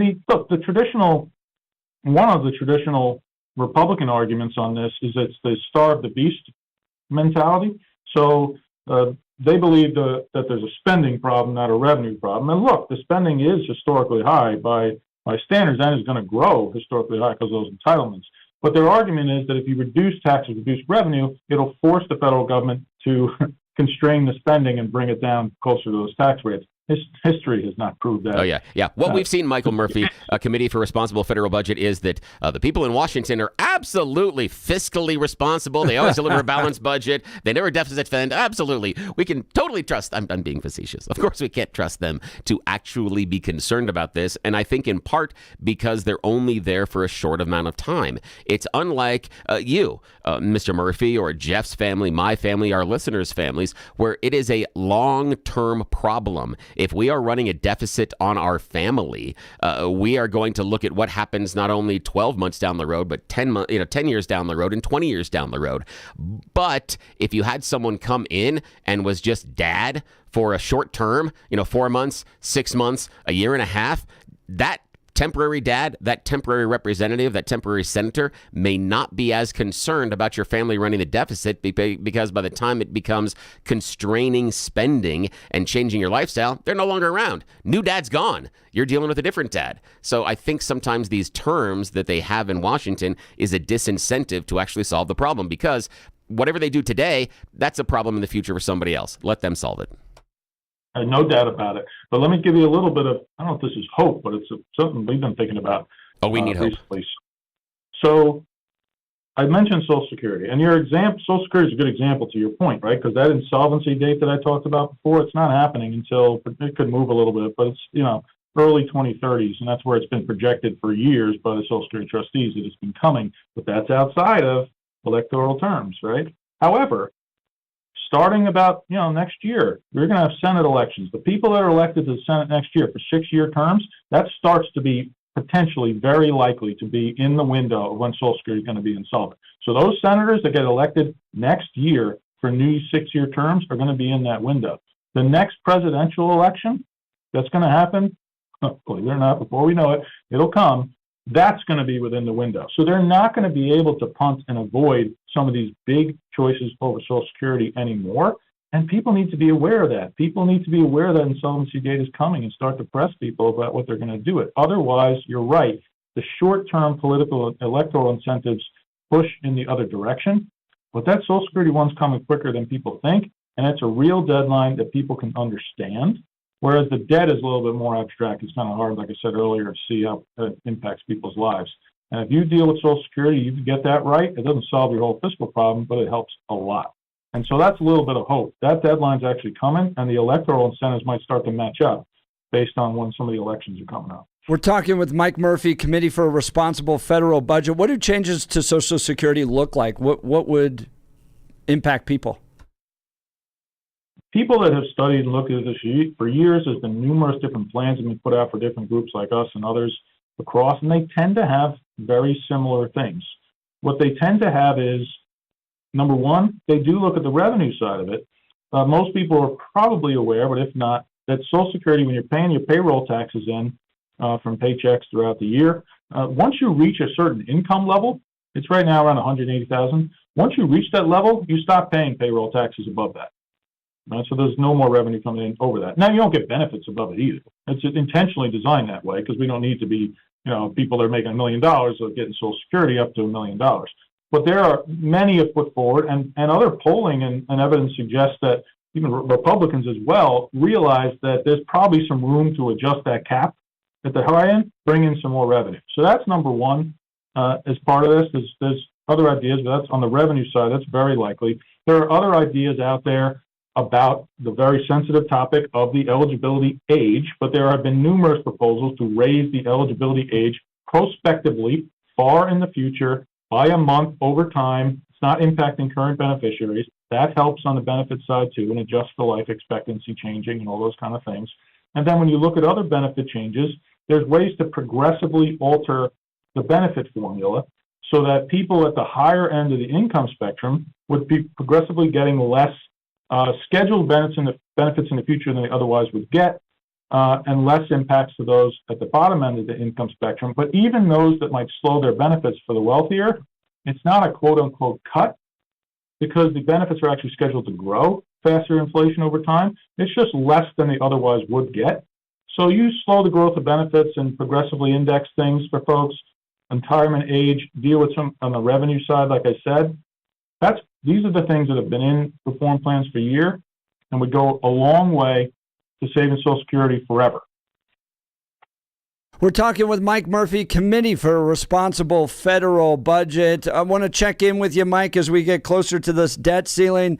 The battles are going to continue in Congress. You've done a great job today. How can people learn more about the Committee for a Responsible Federal Budget? So they can go to our website, which is at crfb.org, and there you'll find numerous publications, analyses, and charts and graphics to help people understand this, and educational tools. We also are on X at Budget Hawks. Those are the places they can find us and sign up to stay with us and then engage with us. We do work in Colorado too, where we're trying to raise attention to these issues. So sign up on our website, and we'll work with you to raise attention to these issues in Colorado as well. It needs to be. We need more Thomas Massey's, Rand Pauls, and those folks in leadership. Mike Murphy, Committee for a Responsible Federal Budget. Thanks for taking time to join the Jeff and Bill Show this morning. Yeah, thank you. This was a joy. Yeah, thanks so much for having me. Really appreciate it, guys. I want to talk to you about my friend Dan Caplis and Dan Caplis Law. Dan suggests you should choose a lawyer who shares your values because who you choose to represent you in an injury case says a lot about you to everyone involved in the case. Look, you want somebody that represents your values, and he has dedicated 40 years of his life to helping people who are hurt in serious motor vehicle crashes.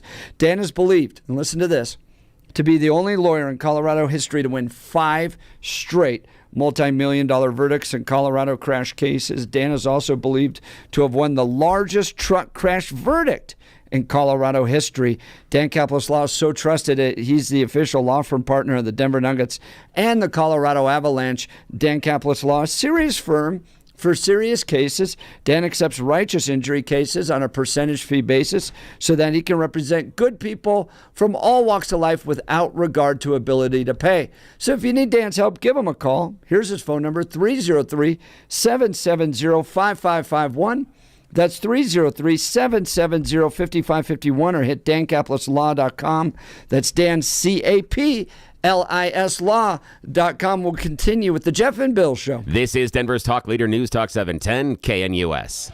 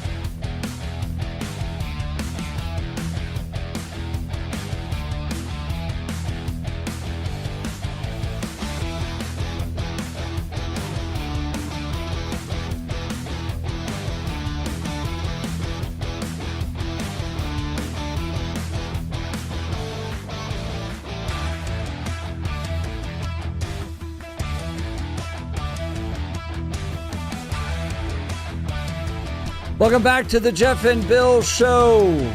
Looking at a very thin Corey Gardner on Fox right now. I thought he was advertising Ozempic. He looks great. That's what I thought. Yeah, he does. Dude's been working out.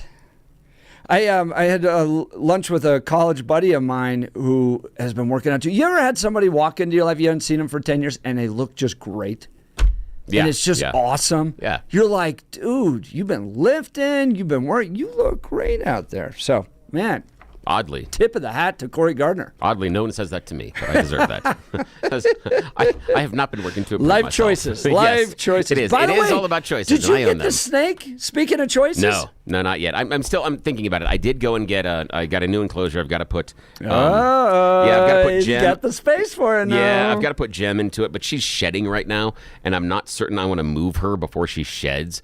So I may just wait this one out. I may set most of the enclosure up, and we'll see. We'll see about it. But I have made contact with the breeder, and so we're going to talk in a couple of weeks, and we'll see if the snake's still around. Yeah, I might pull the trigger on that one. But I'm also talking. It's only money, man. Yeah, I know, but I'm also talking to a really good friend of mine out of Florida that's got some killer hypermelanistic Cali Kings. That's also really tempting.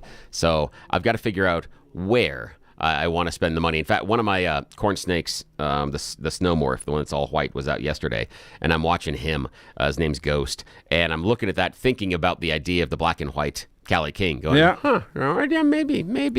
I'm still really tempted. I want to talk to you about my friends over at Advanced Hair Restoration. Let's talk about your hair, guys. If you're losing it and desire to have it back, then Advanced Hair Restoration has the easiest guaranteed solution. Their simple one-day treatment offers life-changing results. I've seen it with my own eyes. Guys, it's not magic, but close to it. They put hair where you need it the most, and bam, it starts growing. It's actually science. Advanced Hair has it all. Top-rated Dr. Tanya Paul's modern technology. And best of all, you get your own natural hair that begins growing the very next day. Advanced Hair even guarantees it will grow for life. So schedule your free consultation now, 720-459-HAIR. 720-459-HAIR. If you qualify, you'll get $250 off and 250 free hair grafts. Advanced Hair is the winner of Westward's Best of Denver. By the way, that just came out. Best of Denver. Hey, fantastic. And, we were the top-rated talk radio show.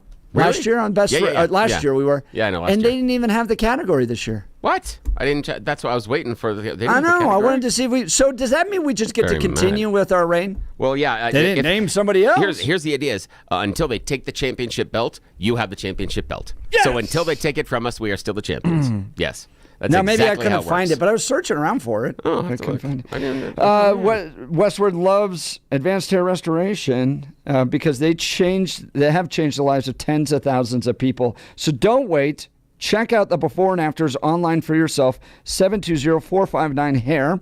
That's 720-459-HAIR or advancedhair.com. That's advancedhair.com. All right, we'll continue with the Jeff and Bill Show. This is Denver's Talk Leader, News Talk 710 KNUS.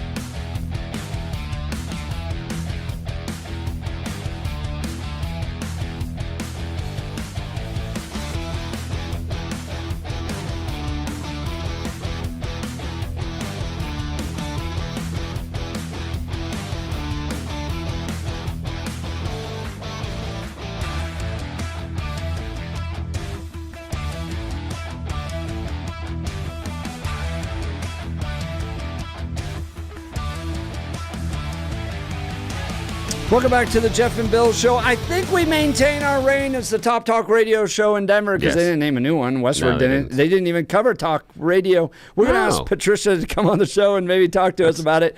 This is professional wrestling rules. If they don't take the belt from you, they still have the belt. Sorry, Ross. Yes. Sorry, Mandy. Sorry, Dan. We Until love they Dan, take the belt, we have the belt. We're tops. Yes, we are. Yes. In fact, until you come down here and take it, Ross Kaminsky. Yeah, until you take it from our cold. No, until you get in the cage with us.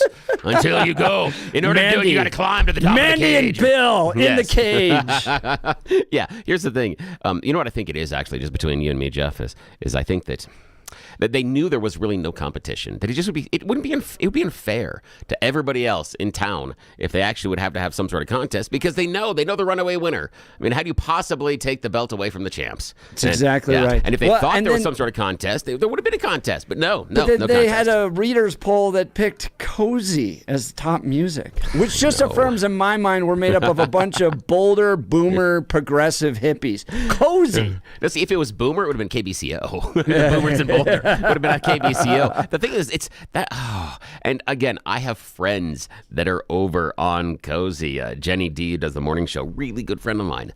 Some fantastic people over there. Big fan of Murphy and did some stuff over there with them. Used to be Santa Claus. Yeah, over there. I was Santa Claus for a couple of years on Cozy with when Murphy and Denise were doing the morning show. I was their Santa Claus for a couple of years, and the elves. I did all of them. Those poor kids, man. Oh, I know. That was so much fun. But the idea is, Cozy doesn't take any risks. They're going to be family friendly for everybody, and sometimes I have to be reminded that I need to be family friendly too. Yeah, don't listen to our show yesterday. Don't listen to You Choose the News. Don't do that. Well, look, are you tired of your outdated kitchen or bathroom? Dreaming of sleek granite, luxurious marble, or the modern look of quartz? At the Art of Granite, they believe your home is a canvas. Owner and master craftsman Mitch Floria personally collaborates with each client, ensuring every detail is perfectly executed, from small vanities to complete kitchen overhauls. They do it all, and the best part, Mitch cuts through the middleman. Get out of here. He took Doge to the middleman. He sources premium granite, marble, quartz directly from his Denver West warehouse, offering you wholesale prices. And right now, an incredible offer exclusively for KNUS listeners. Mention KNUS and get a free bathroom countertop with new kitchen countertops, or choose a free kitchen or bathroom sink with any countertop package. All you got to do, KNUS is the secret word. So don't wait. Transform your home into the oasis you deserve. Schedule your free consultation with Mitch today. Visit their stunning showroom in Denver West or go to theartofgranite.com. That's theartofgranite.com. That's theartofgranite.com. Mention KNUS for those exclusive savings. All right. Bill, we've got a whole lot to talk about. This Saturday, the GOP is going to be determining who their chairperson is. Darcy wants to come by one more time to make her pitch tomorrow. She'll be doing that on the show as well. So we'll be covering that. Pete will probably be the first person to announce who the chairperson is on Saturday. Yeah. So there's going to be really no other live radio that you're going to have access to that day. And TV stations aren't going to be live during that time either. The only live updates you're going to be able to get are going to be with Pete Boyles right here. Yeah, so you got to be here between 9 and 1. And he's going to talk Steve McQueen as well. He's got a great show lined up on Saturday. So be listening to that. Steve Bannon in the state tomorrow for the GOP's big fundraiser. And lots of progressive protesters are going to be there. I may That'll be interesting. Pay a visit to them. I'd be super curious about the protesters. Who's going to show up there, and what are they mad about? I mean, Bannon did go to jail for not going to the January 6th committee thing, and then he pled guilty for the fraud thing. Right. So what are you so mad about? I understand. They can bring whoever they want. I'm curious what they're protesting and showing why. up to protest another person's event, I always find and interesting. someone else's like, that's what I'm going to do Friday night. Yeah, don't you have anything better to do or something? I mean, yeah. So Steve Bannon in town tomorrow. We'll be covering all of that on the show as well. And today, if you missed this, very important, we spoke with Matthew Groves, the president and CEO of the Colorado Automobile Dealers Association, about what these tariffs, Trump 25% tariffs, are going to mean for you. And should you buy a car now? Yeah. His advice, because he's in the same boat, get it before April 2nd. Yeah, get aboard in a So, second if you can, because Get out there and make it happen. This Saturday, I bet it's going to be pretty busy at the car dealerships. Oh, yeah. So we had that conversation. And remember, end of the month, one of the best times to good buy. time, too. End of the month. I bought 3 cars last day of the month. You'll get amazing deals because you got to reach quotas. We also spoke with Chris Murray about the lawsuits around the deportations. All of that was this morning. Go to 710knus.com to download the podcast. We'll be back tomorrow morning. You're listening to The Jeff and Bill Show. This is Denver's talk leader, News Talk 710 KNUS.